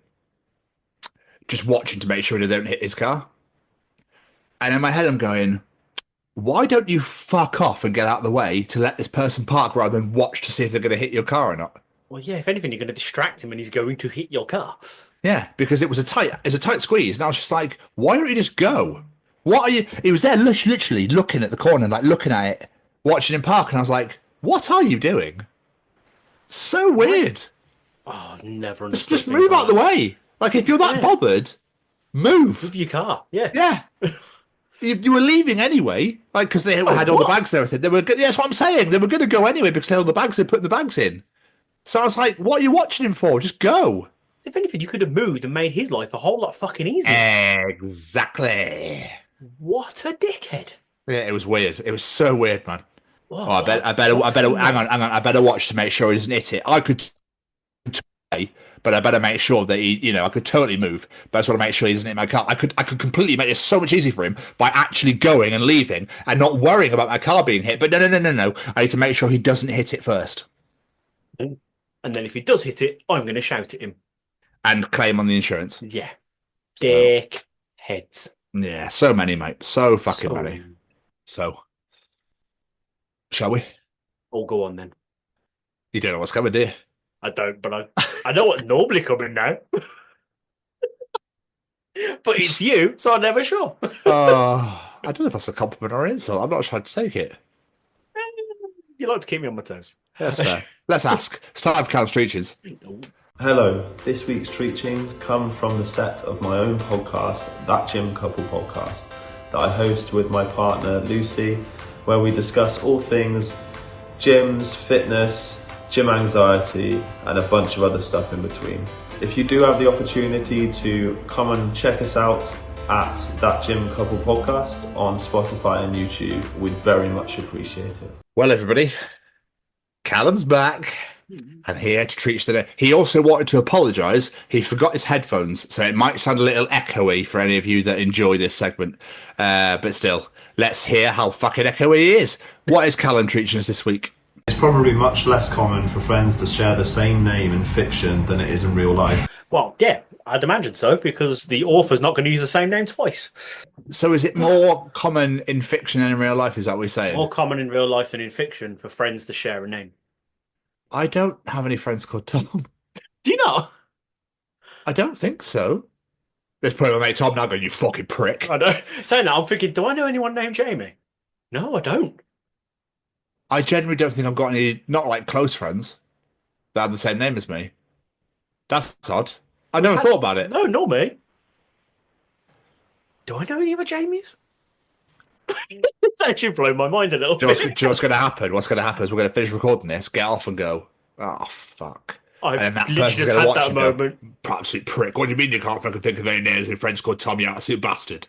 I have just had that moment. Granted, I haven't spoken to him in many years, but Scarrett. There you go. There you go. Yeah. I thought of one. There you go. I can't think of anybody. There's my really good friend Tom who passed away in 2017. But Yeah, I mean, other than that, I can't think of one fucking person. This is why can't I remember any Toms in my life at all? Obviously, we've had a couple. I think we've had a couple of Toms on the show. Yeah, quite a few actually, but yeah. Oh my god, this is really. I'm really able to wrap my brain. I'm now wondering if Callum knows any other Callums. Oh, I mean, it's not very common. Callum's not a very common name. No.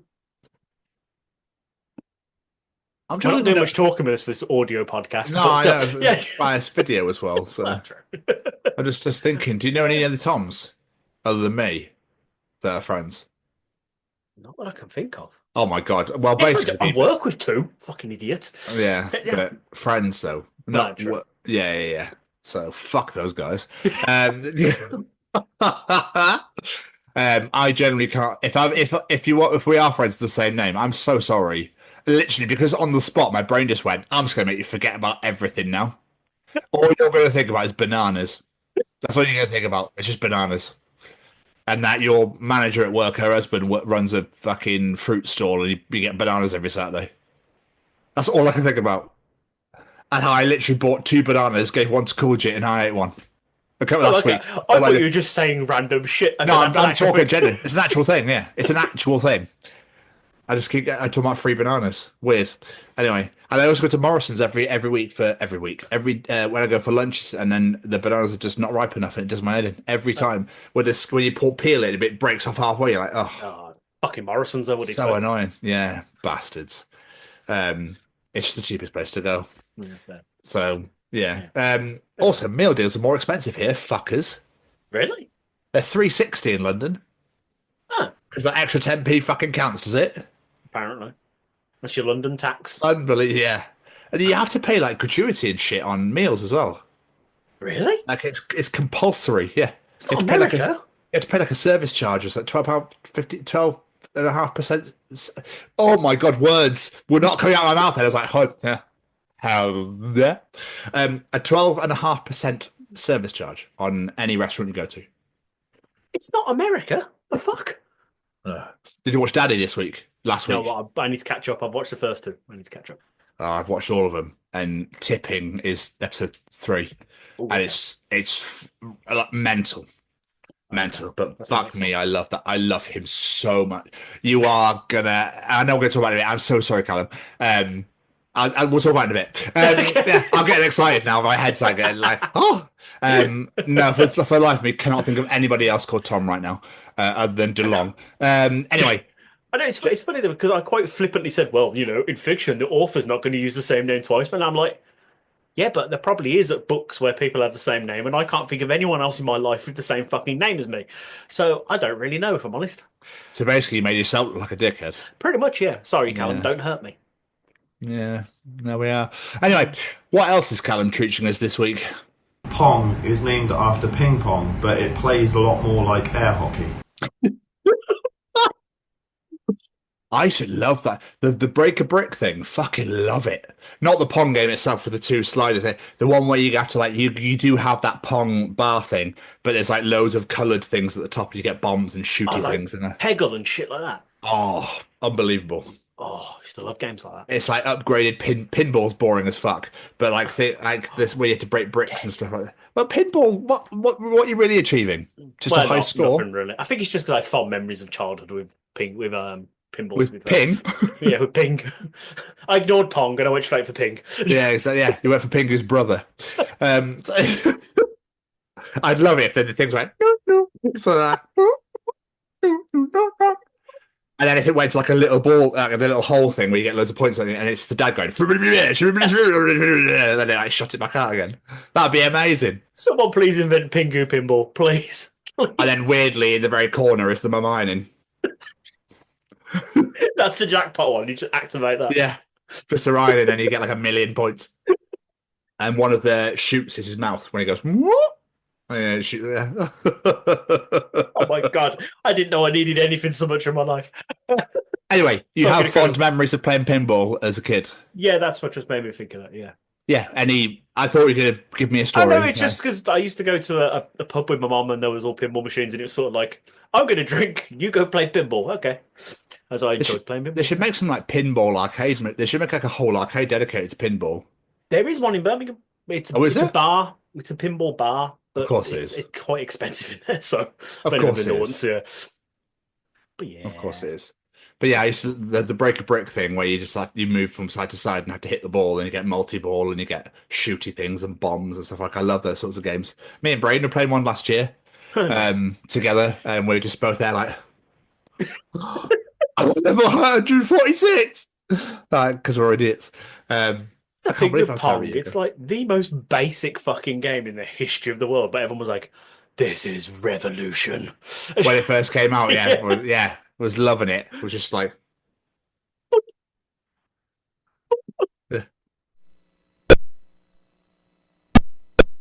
crazy. So basic. Love it though. It is great. And finally, Jamie, what else is Callum teaching us this week? If you put underwear on top of another pair of underwear, it's not really underwear anymore.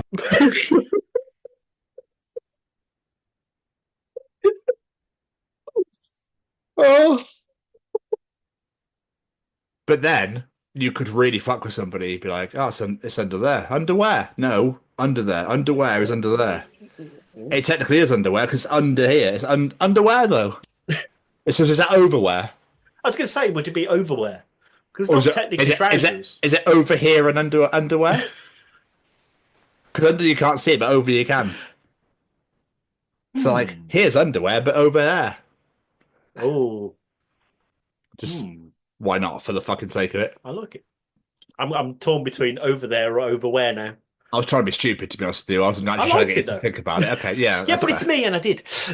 Well, let's analyse this for no reason whatsoever.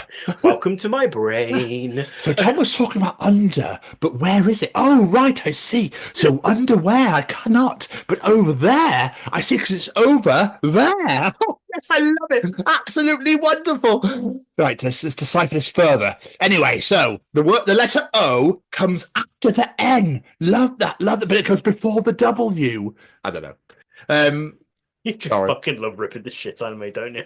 Only at opportune moments. There's so many. At least you can spell travelled. So that's anyway.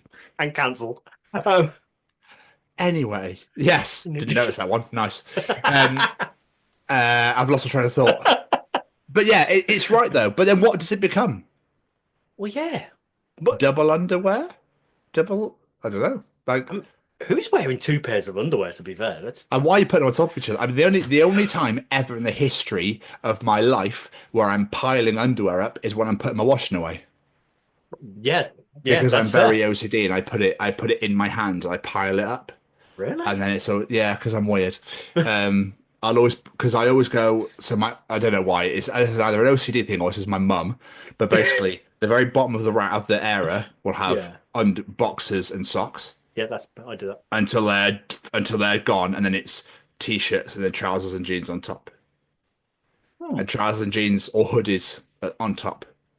Yeah, we do that. The bigger, thicker bings that go on the top, and on the outside on the big racks. But Keris broke two of my bars on my error, so I'm two barless, and one's snapped at one end. I still use that bit, so it's fine. But it's highly frustrating. But me and Sophie are using one error between ourselves, and it's my fucking error. So she found one in the garden because I randomly I came back from Kelly's on Sunday, and on Monday I went to go and put my washing out, and I was like, "Why is there a fucking error in the garden?" And apparently she found it behind the garden furniture, but it's fucked. So I was like, "Why the fuck's it there then?" So anyway, no underwear, even if it's under or on top of, will be used on that error. So yeah, but he's got a very good point. Yes, he does, and it's just the idea of wearing two pairs of pants is making me feel weird. I'm not gonna lie. Unless you want to stay warm, I suppose. Yeah, I suppose. I genuinely cannot remember the last time I wore Y fronts.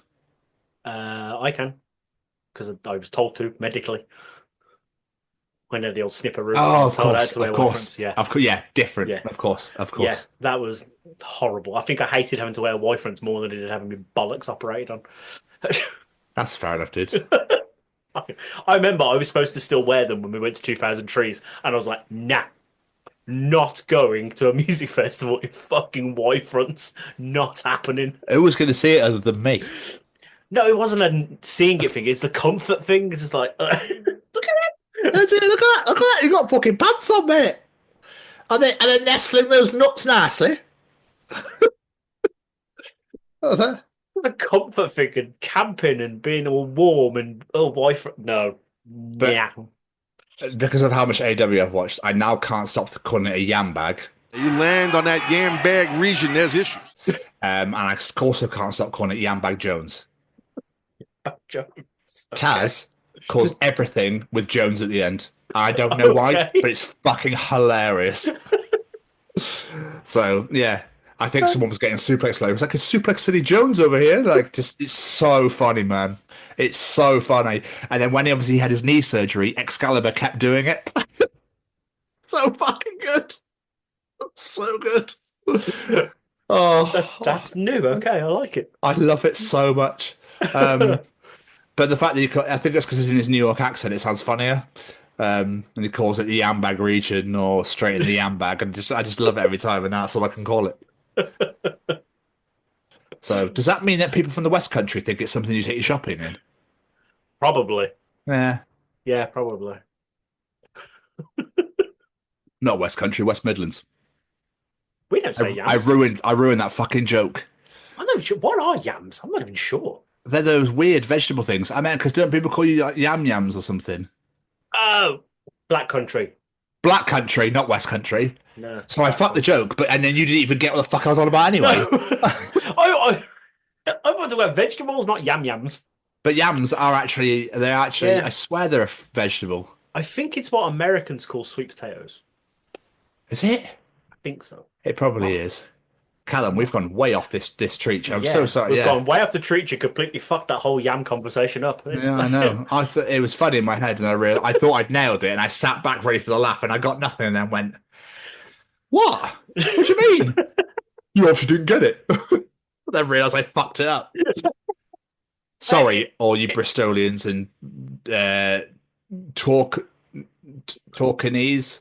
No, where's Torquay? I don't know where the Torquay. Is that the same place? Plymouthanese and Exeterians.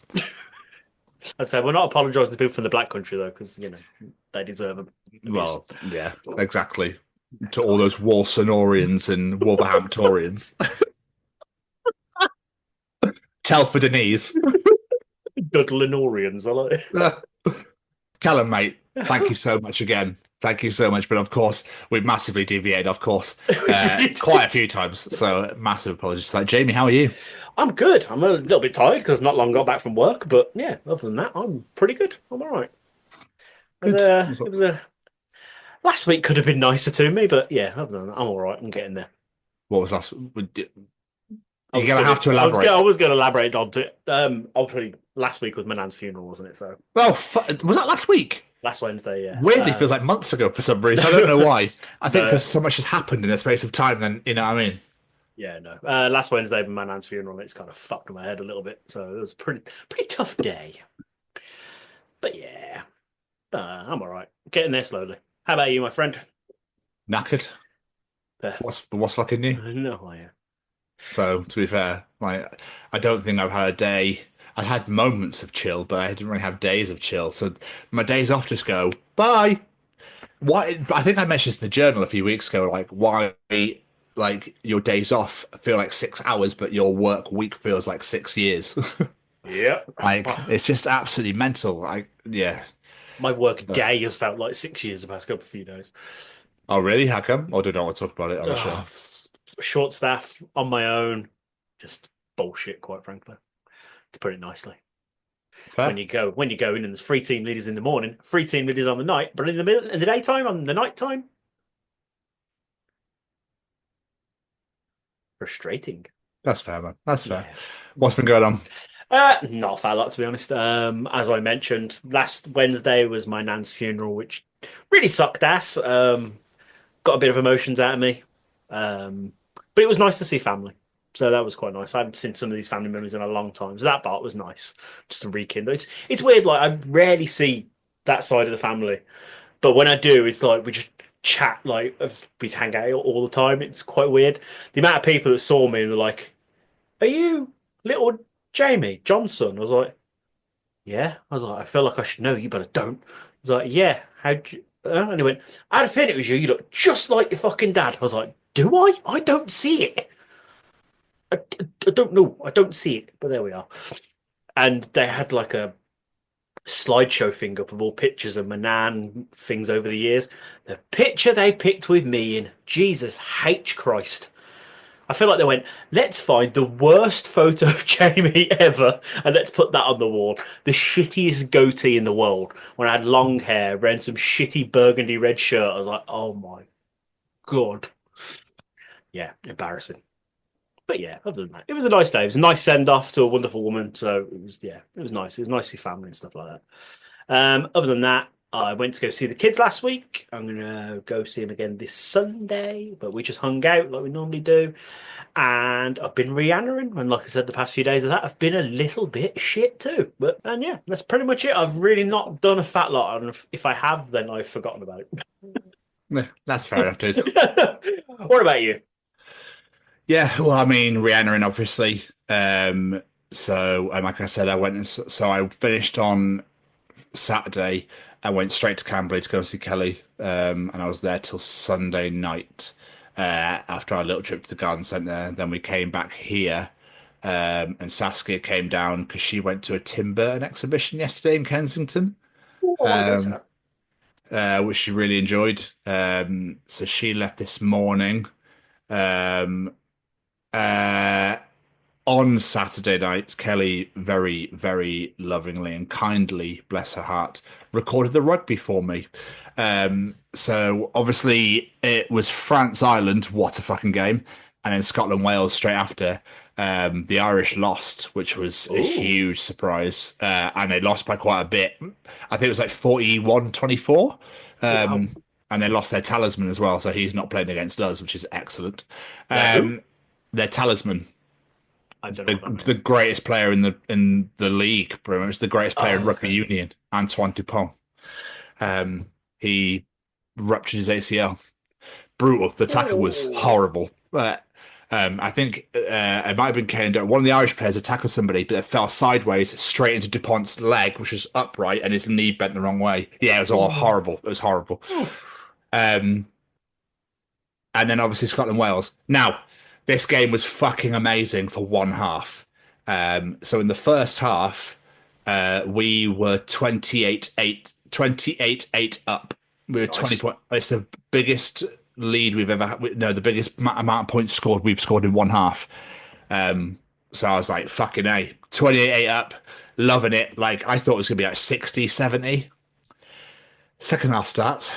Oh, God. Classic Scotland. Completely forget how to play a sport. We scored very early on to make it 35-8.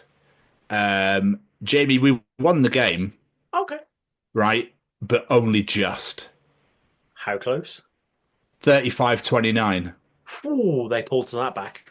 Jesus. They also scored and had a try disallowed, which would have beaten us.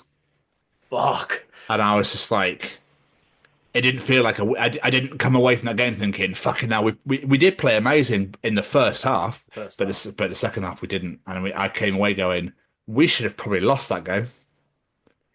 Do you know what I mean? Like, it was just like last year. So last year, we were 26-0 up at half time, and we won 27-26. That's very fucking tight. Yeah. You know what I mean? Or 27-0 up, sorry. And then we won 27-26. So I remember Finn Russell walking off going like, fuck, after that, yeah. So exactly the same thing's happened again. Obviously, it's not by a point. No, but still, considering the lead you had in the first half, that's... Awful. Fucking awful. Exactly. But we won, and that's the main thing, right?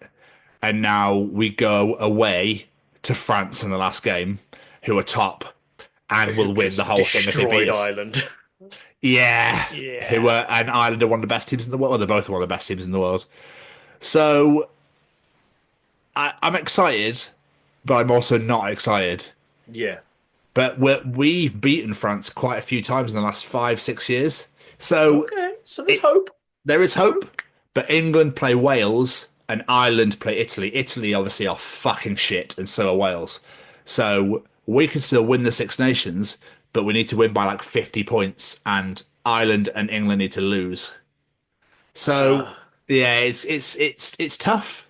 It would be amazing. Don't get me wrong. So it's called Super Saturday. The last day of the Six Nations is always called Super Saturday. All 3 games back to back. Ireland Italy at 2:15, Wales England at 4:45, and then we're on at 8 p.m. Oh, okay. Which means I get to go home and I get to fucking watch it. Oh, okay. So I get to watch it live, but I will already have found out what the scores are from the other 2 games. I would normally watch the other 2 games, but I would have already found out what the scores are because I've been watching hours. So it's like, well, I'm gonna miss them. Thanks, work. So you know, the temptation. Don't tempt me. Don't fucking tempt me. With how fucking dog shit it is, I've been so tempted. I mean, I won't say anything. It's fine. No, I appreciate that. No, in fact, I just put it out on my podcast as well. Anyway, so that happened. NFL free agency has started. Holy fucking shit is all I can say. The amount of players, basically, players go on free agency if they're not going to stay at their team, and then people can trade for them and everything else. Oh, I see. Okay. So basically, DK Metcalf. For those NFL fans know who DK Metcalf is, he's an absolute fucking unit of a man. He's so fucking huge. Turned around to Seattle Seahawks and went, I don't want to stay here anymore. So the Steelers turned around and went, we'll have you. We'll have you for a second round pick of this year's draft and pay you $150 million. Come to us. So we've just acquired DK Metcalf, hence the conversation me and Callum were having when you were like, what? Yeah, I just let that conversation build up for a while. I had no idea what was going on. Yeah, but a lot of players making a lot of moves. We've also just signed cornerback Darius Slay, who won the Super Bowl this year with the Eagles. We've now acquired him, which is sick as fuck. The Eagles have lost a lot of players this free agency. That's surprising because they just won the Super Bowl. But it's just how NFL works, mate. It's just they start to clear out and go, cool, I've done my thing now. I'm going to go do this and this. It's great. I love it. The amount of players that swap and change, and it's just sick. So no season is the same. Unless you're a Kansas City Chiefs fan, obviously, you're always fucking up there. Which is boring as fuck. So anyway, but yeah, man, it's been nuts. So that's been going on. Like I said, I saw Kelly on Sunday. We watched Arsenal Man United because her family are huge Arsenal fans. Watched that on Sunday. I love that she was like, "You making me watch this, are you?" I was like, "Yeah." And then half through the game, she was like, "Oh, go on!" Like, oh, this funny, so funny. Sounds like me in that Euros game. Which game was that? I can't The remember. Brazil-Germany, the World Cup one. Yeah, was it World Cup? The 7-2 win for Germany. Yeah. When you made fajitas for me, and I kept going, Yes. "Fucking hell!" I kept running in like a little house. Like, Yeah, I loved it. that's a great game. That's a memory that lives in. Yeah. I'm trying to think now if there's anything else. I don't think there is. I've got my brother coming up on Friday, which I'm looking forward to. For the first time ever, one of my family members has come to see me outside of Gloucestershire. I know. He's going to a Dirty Loops gig, so I have no idea. in Camden. No, they played Radar. We talked about it at the Radar Festival interview. Mental bass lines. Yeah, man. I'm trying to think. I've just been watching a lot of AW. I haven't seen Revolution yet. I'm halfway through the Collision before Revolution. So, do you know what though? This big Boom AJ and Big Justice shit needs to end now. I keep seeing pictures of them and wondering why there's a small child in AEW. Basically, they're like a TikTok dad and son, and all they do is get food and go, "I right here, boo!" Oh, get in the bin. Get in the bin. Fuck has that got to do with pro wrestling? Exactly. Well, the dad's a former pro wrestler. Oh, okay. So there is some sort of link. Okay. Yeah, but still, like, no. And then they had someone called like the Riz or the Rizzler or something, and all he does is goes, and it's his Riz face. It's like, oh, for fuck's sake. Oh dear lord. Oh, and he's like 3'9". Like, get in the bin. Don't give a fuck. Just don't care. Just don't care. Every time they come on the screen and the fans cheer them, I'm like, oh, here we go, fucking again. Like, you're not helping by cheering for them. No. And if they don't like something, it's a doom. Like, oh, go away. Lord. Go away. It's that curse of social media, like I said before. It's great in some ways, but it's fucking awful in others. Yeah, boring. Anyway, that's enough about that. So watching a lot of AW. I've watched all of Daddy. Now, I think it's episode 3. I think it's the tipping episode where he does explain the joke. Now, please message me when you've seen it because I was fucking crying. I'm not spoiling anymore. You just need to watch it. I was absolutely crying with laughter. It's so good. The tipping episode is amazing. Okay. I'll probably watch that tomorrow. Yeah, get it. Just please. Please, can we have a conversation about it? Okay. If none of you watched last week's Night of John Oliver, you are missing the fuck out.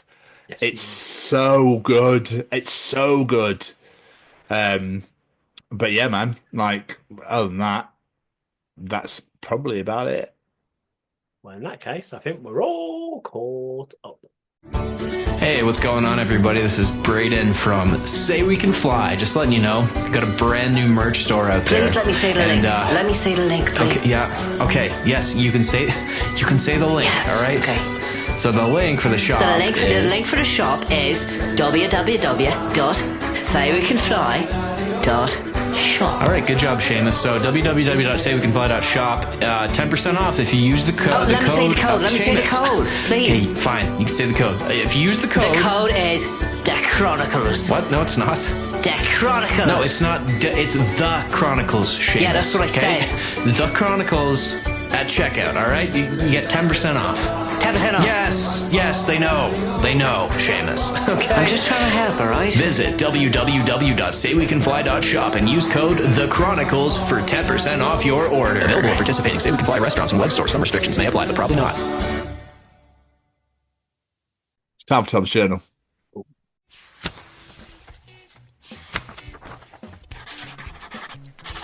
And welcome to another edition of Tom's Journal. Right, Jamie. Are you ready for this? Bring it on. So, Sean Holloway tweets, at my wedding, you'll be able to come alone, bring a +1, or choose a -1, where you can uninvite one person if you're choosing, no questions asked. Someone replied, power move, uninvite the groom. I like that. That's great. I was going to say the bride, but the groom works too. Either way, you're fucking ruining the wedding. Yeah. Oh, guess I went against you. So the groom's like, I'm going to uninvite my future mother-in-law. Oh, do you know the shit that would cause as well? Absolutely insane. Dude, like, I can't believe how hard Americans mosh considering they've got to pay for their fucking healthcare. Catch a spin kick and your mum's got to sell her house. Really good point, actually. I imagine they would have like the safest mosh pits. Like... Probably. Insurance, guys, insurance. This costs us thousands of dollars, this. Calm. Yeah.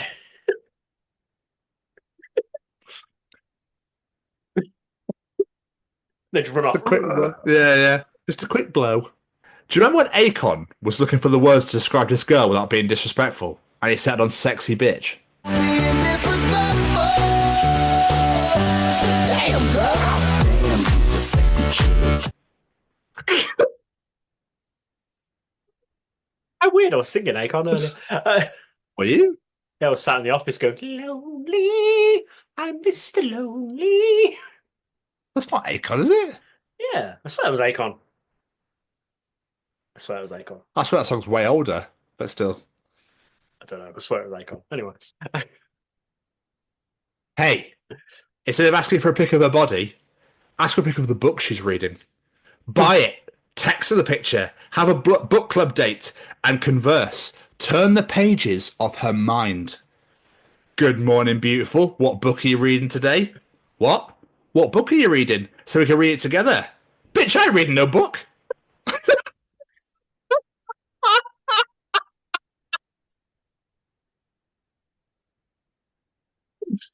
Oh.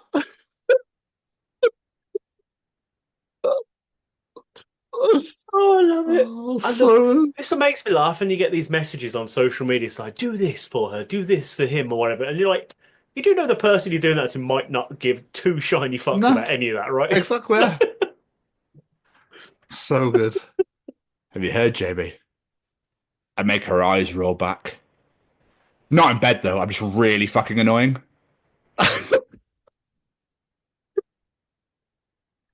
I feel like that's me.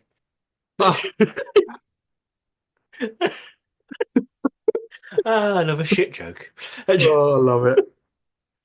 This really made me laugh. Friend, so I'm actually Polly. Me pulling out crackers. Well, you're not going to believe what I have for you.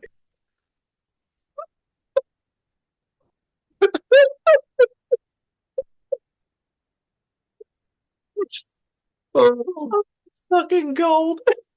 Somebody ordered a kebab. Hi, our delivery driver dropped mixed kebab on the floor by mistake. Do you want a fresh one cooking, or I can knock 50p off your order? Thank. Shelton Malik's Pizza and Kebabs. Well, was it in the box? A little bit of it fell on the pavement, not too much though. I'll have a fresh one cooking then, please. Are you taking the piss? You don't realise how busy we are?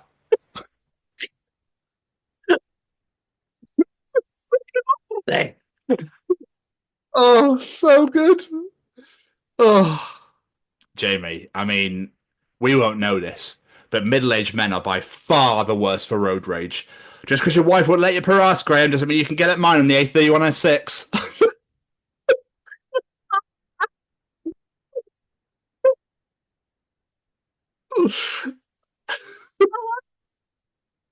Fucking great.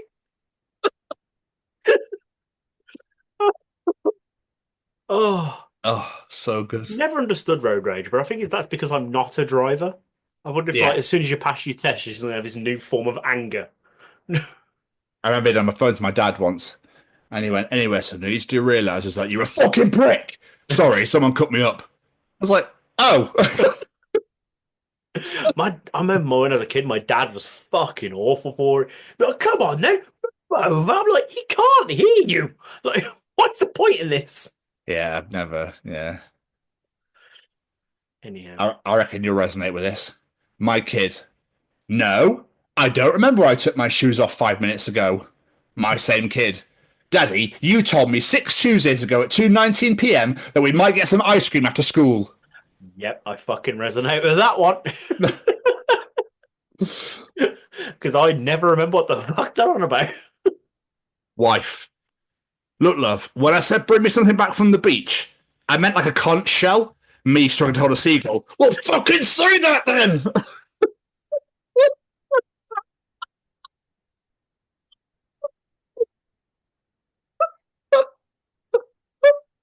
It's the best one. That's the fucking best one. Fucking great. Oh, fuck trying to catch a seagull, though. Jesus Christ. No, I know. Hopefully not in Sunderland. They'll probably try and jizzle over it. Mum! I'm pregnant. Honey, are you drunk? Well, yeah, why? Because you're a boy?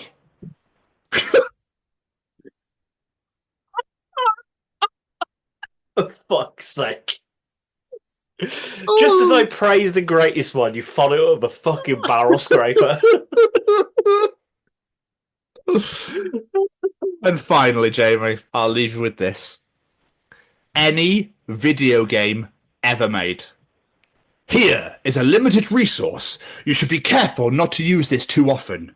Me, never use it. Gotcha. Game, no, wait. Me, hoard it like a dragon, loud and clear. I do that. Oh, I do that also, especially on mobile games. It's like you get little things to help you in the levels. Like, I'm not going to use them. I'm going to save them for a rainy day. Don't know when that day is. I never fucking use them. I remember playing Final Fantasy VIII, and right at the beginning, near the beginning-ish, you get a lamp, and I've never used it. Right, I never used it for years. And then I realised it contains a guardian force that you need, and it is like dark matter and that sort of thing. But it's so powerful. I remember when I actually finally used it for the first time ever in the history of ever, it took me like 5 hours to beat it. Because obviously I wasn't very strong. So it was painful. But I did that. So I did for ages and ages. I just never used this lamp. And then because I never realised it contained a guardian force. Fuck's sake. I know. And I think randomly I went, I'm just going to fucking see what's in here. After like years of playing Final Fantasy VIII, it was like, oh! I probably could have gone a lot further if I'd used it sooner. Yeah. So, but to this day, so I've only ever used it once. I've never used it again. I'm playing it. I've got it on my PlayStation 5. I still don't play it. Still don't open it. No idea why. We just do these things at games. Otherwise, as soon as it says these are rare, I'm like, right, rare, better not use it then. But that was another edition of Tom's Journal. Fucking glorious edition indeed. That Seagull one is absolute gold. Especially like your Seagull acting. That was really Thank good. you. Well, it wouldn't have made no sense for the Sarah said it, would it? Well, I suppose, yeah. It's got to be done properly. It's about getting into schools and talking to young people because, you know, I know that people can change. And it's about talking to people and getting them to understand and perhaps step back from violence and prejudice and whatever. And we just need to work together and keep on the good fight there. Absolutely. Hey there, guys. We are ecstatically happy to announce that we are associated with the Sophie Lancaster Foundation. The times are changing, and with the unfortunate death of Sophie, those changes have made a massive impact for the future. If Sophie was with us still today, I can guarantee what you are doing will still be reaching so many lives of young teenagers, young adults, and those who wish to be as different as possible. So thank you very much. To find out more about this incredible foundation and all the work they do, and more importantly, how you can help, head on over to www.sophielancasterfoundation.com. Ah, Mr. Stevens! Mr. Stevens! Mr. Stevens. Why Circle of Life? Question this week? Of course it is. Do you know what? I completely forgot all about it. Because weirdly, I was about to do one of the exact same. Oh, really? Yeah. Welcome to Jamie's world. Now listen to Jamie's point of view. He's got things to participate and tell us no. That we say we're only dreaming in Jamie's world. All right, that's good. I've got to be careful because Sophie's asleep, so you know. That's why I'm going to be going quieter when singing. She's putting there going, the fuck? It's audience participation time. Participate time. Your wife's probably sat there going, what the fuck is he doing? She's also in bed, that's why I'm singing quietly. Oh. Oh. Wait, what was my song again? Oh, yeah. Participate, bitch, motherfucker. Let's all participate. Participate, bitch. Ladies and gentlemen, it's time to participate in Jamie's Participation Challenge. This week, I said, we have all in one point in our life had a love for Disney with its beautiful sing-along catchy tunes. So with that in mind, this week we're asking the impossible. This week we're asking what, in your opinion, is the best Disney song of all time? Now, I think you pissed a lot of people off with this. I think I did. Because it's insanely difficult. It is. I don't think anyone just gave one answer. I mean, everyone gave a minimum of like two.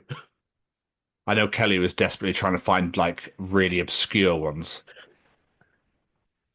Yeah, this is tough. Dude, even right. I couldn't answer. I narrowed it down to 5. Couldn't you? Now, personally, I absolutely love How Far I'll Go from Moana. I absolutely love A Whole New World from Aladdin. I absolutely love I Just Can't Wait to Be King from The Lion King. There's too many. It's really so There's difficult. Too many. Beauty and the Beast. Yeah. Taylor's All His Time. Yeah, that's another one. Fuck, dude. There's just too many to choose from. It was really hard. It's too hard. I was like, Can't Wait to Be King from The Lion King. You're Welcome from Moana. Now I See the Light from Tangled. Beautiful song. Oh, the opening from Tarzan. Oh my god, what's it called? Oh, well, to be fair, it's Phil Collins, that whole soundtrack. So Yeah, it's amazing. A work of art Yeah. in itself. I think when you have like that, me. you have the. See, I don't like that song. Really? You've got a friend in me. Yeah, I can't. I can't like it. I just don't like it. The whole Aladdin soundtrack, the whole Lion King soundtrack, by the two elites, and you got Little Mermaid as well. You got Aristocats. There's just too much. There's too much. Hercules is just. I'll go the distance. Go the distance. Mulan. Zero to Hero. Like, Mulan as well. I'll make a man out of you. Yeah, this was fucking tough. It was really goddamn tough. But I like to do this to our wonderful listeners. So let's get some audience answers. Kelly Cleaton, A Whole New World, or Can You Feel the Love Tonight? See, I wasn't a fan of that one. Everyone loved that song. I was not a fan of that one. The Peyton Parrish version is fucking unreal. That is very good, to be fair. Corrie Howe, try that one again. Corrie Howe's, she just needs to get out of here. She says the ones that are on mute. Rude. How brummy did you want to fucking get? I know. I think Corrie Howe. I don't know what I did there. That's weird. Rick will murder you. Yeah,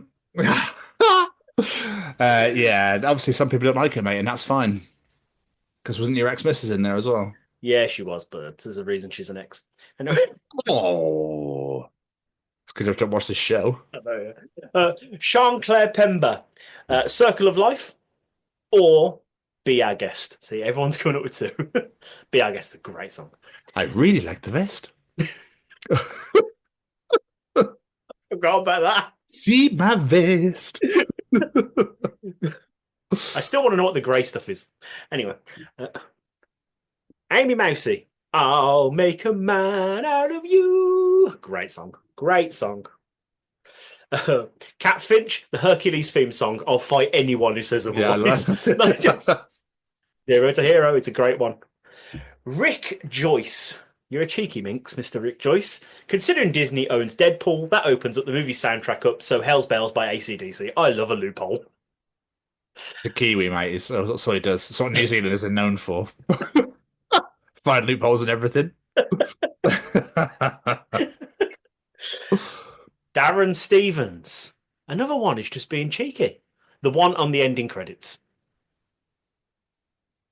No, Darren. No. It's weird to hear talking about dad like that. Just like it a little bit. No. Stop telling off my dad. Alex Graham, Hakuna Matata, no questions. That is a great track. Great song. When I was a young warthog. No. Kirsty Howard, Stand Out and L2L from a Goofy movie. Great. Another great soundtrack. I haven't watched that movie in fucking ever. It's been a long time, but I remember the songs in it were great. That's reminded me, I watched Kevin and Perry Go Large at the weekend as well. Fuck me, I have not seen that for donkeys. It's a floater! I know. Matt Rose, Shiny from Moana. Fuck yes. Oh, I forgot about that song. Great song. Shiny. Chrissy Sweeney. This one's not too obscure, but a little bit obscure. The Gospel Truth 2 from Hercules. The one that's about Hades. No question, it had absolutely no business having that level of a vocal on a song. Is it also a shout out if everybody wants to be a cat from the Aristocats in Colours of the Wind from Pocahontas? Oh, Pocahontas, yeah. It's a great song. Molly Haining, former guest vocalist of Living Dead Girl. I figured if there's anyone's going to get involved in this, it would be her. The woman is obsessed with Disney. Says, okay, there's too many amazing ones to say which is the best, but I'd say an OG classic like When You Wish Upon a Star if I had to pick for the most iconic. Great answer. Very iconic. The reason it's part of the Disney jingle. And never listen to the Gene Simmons cover of it. Never listen to Gene Simmons, period. Hey. Or Kiss. Hey. Easy Tiger. Lena Westwood, Where You Are from Moana. Great song. Oh, love the fact my kids get involved in this now. It's great. Nutsy Shelley, another former guest. I just can't wait to be king. Yeah. Oh, we're loving all these. Matty Neal, our good friend. Bare Necessities from the Jungle Book. Oh, Jungle Book, of course. Fucking great. Saskia Turner Edwards made me laugh, just simply saying, this is a cruel question. But it has to be a toss-up between Be Our Guest, Friend Like Me, A Whole New World, Colours of the Wind, and Can You Feel the Love Tonight? Just one or two to pick from. I'm amazed that Part of Your World is not in this yet. Little Mermaid. Yeah, that's a good point. Oh, there's some great songs in that soundtrack as well. Or Under the Sea. I haven't seen that one yet either. Good, true, very true. Sprocket on TikTok says Eye to Eye from a Goofy movie. Coming up again. But Buffalo Custard on TikTok. Amazing. I've Got a Dream from Tangled. Another great song. Haven't watched Tangled, so I can't join in. Tangled's great. Amavan on TikTok. I See the Light song from Tangled. It's so incredibly wholesome. And also Remember Me from Coco. First person to mention Coco. It's a great film. I haven't seen Coco either. It's a great film. I'll give you a couple more. Mali Malpass. Zero to Hero from Hercules. Hands down, the winner. I mean, he's not wrong. He's not far off. It's I can't quite a lot. That is great song. And I figured I'd save the really obscure answer till last. Jenny Stevens. It's either between Deception from A Lion King 2 or Hellfire from Hunchback of Notre Dame. Wow. Two very obscure picks. And Mace Hi Ho wasn't in there. Yeah. Under the Sea wasn't in there. Another great song. Life is better down where it's wetter, under the sea. Exactly. So many great. It's so hard to choose. So hard to pick. Kiss the Girl. No, you want to kiss the girl. Yeah. I'm just going to start singing. I'm surprised we didn't sing any of these like Hetfield after last week. You just wanted a video made, didn't you? To add it to my new video. It was tough, man. That was tough. I like the fact we got a good range of answers, though. It was only a couple mentioned twice, 2 or 3 times. Like a good range of songs. Shows how great Disney is. Thank you to everyone that participated in Jamie's challenge this week. It was hard. Yeah. When I saw it come up, I was like, "Fuck, that's a great participation challenge, but also an insanely difficult one at the same time." But thank you to everyone that participated as usual. So thank you absolutely everybody that participates in Jamie's challenge on a weekly basis. But if you enjoyed Jamie's participation challenge, Tom's Journal, Callum's Treaching of the interview in there, yeah, all right. Then you enjoy the other 162 editions of Chronicles of Podcast, wherever you get your podcasts from, with Spotify, Google, Apple, wherever the fuck you listen to it, will be there. Don't you worry about that. The main 2 areas we'd love for you to come and find us is all over all social media, excluding Twitter, at TCO Pod. That's all social media at TCO Pod, Facebook, Instagram, TikTok, Threads, LinkedIn, wherever at TCO Pod, or come and subscribe to us on the YouTube at the Chronicles of Podcast. Hit that bell to get notified when new videos are released and comment to your heart's content. That's all social media, excluding Twitter, at TCO Pod, and YouTube. Please come and subscribe at the Chronicles of Podcast. Jamie's just got a few notes he wants to give you. Yes. First of all, I want to say a massive thank you to the wonderful singer-songwriter Matt Roberts. Go follow him on all social medias at Matt Roberts Music. He kindly donates his beautiful music to every single edition of the show, so go check him out and have a listen to his beautiful songs, because they're fucking great. I re-listened to Fool's Gold earlier today. Brilliant song. And of course, we have to say a massive thank you to Mr. Braden Barry and his Say We Can Fly. Head on over to www.saywecanfly.shop. See what it'll look of, whether it be signed lyrics, CDs, apparel, whatever it is. Enter it into your basket, enter that discount code, The Chronicles, and get yourself 10% off your order.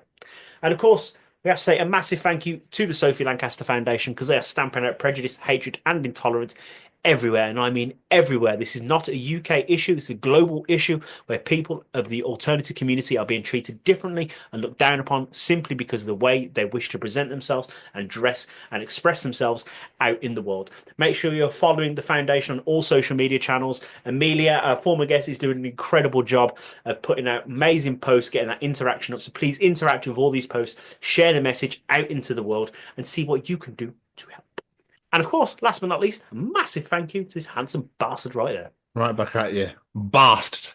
Right back at you, my friend. Another wonderful addition in the bag, Jamie. Another wonderful addition indeed. Absolute Caliban, lads. Thank you so much. It was one of my favourite interviews we've ever done. Hands down, one of my favourite interviews we've ever done. It was so much fun. We look forward to seeing you on the brand new tour in May. Make sure you get the brand new album Back to Hell out in April. And as for this week, we're going to see you all next week for the Chronicles of Majestica. Goodbye, everybody. Ta-ta! Bye!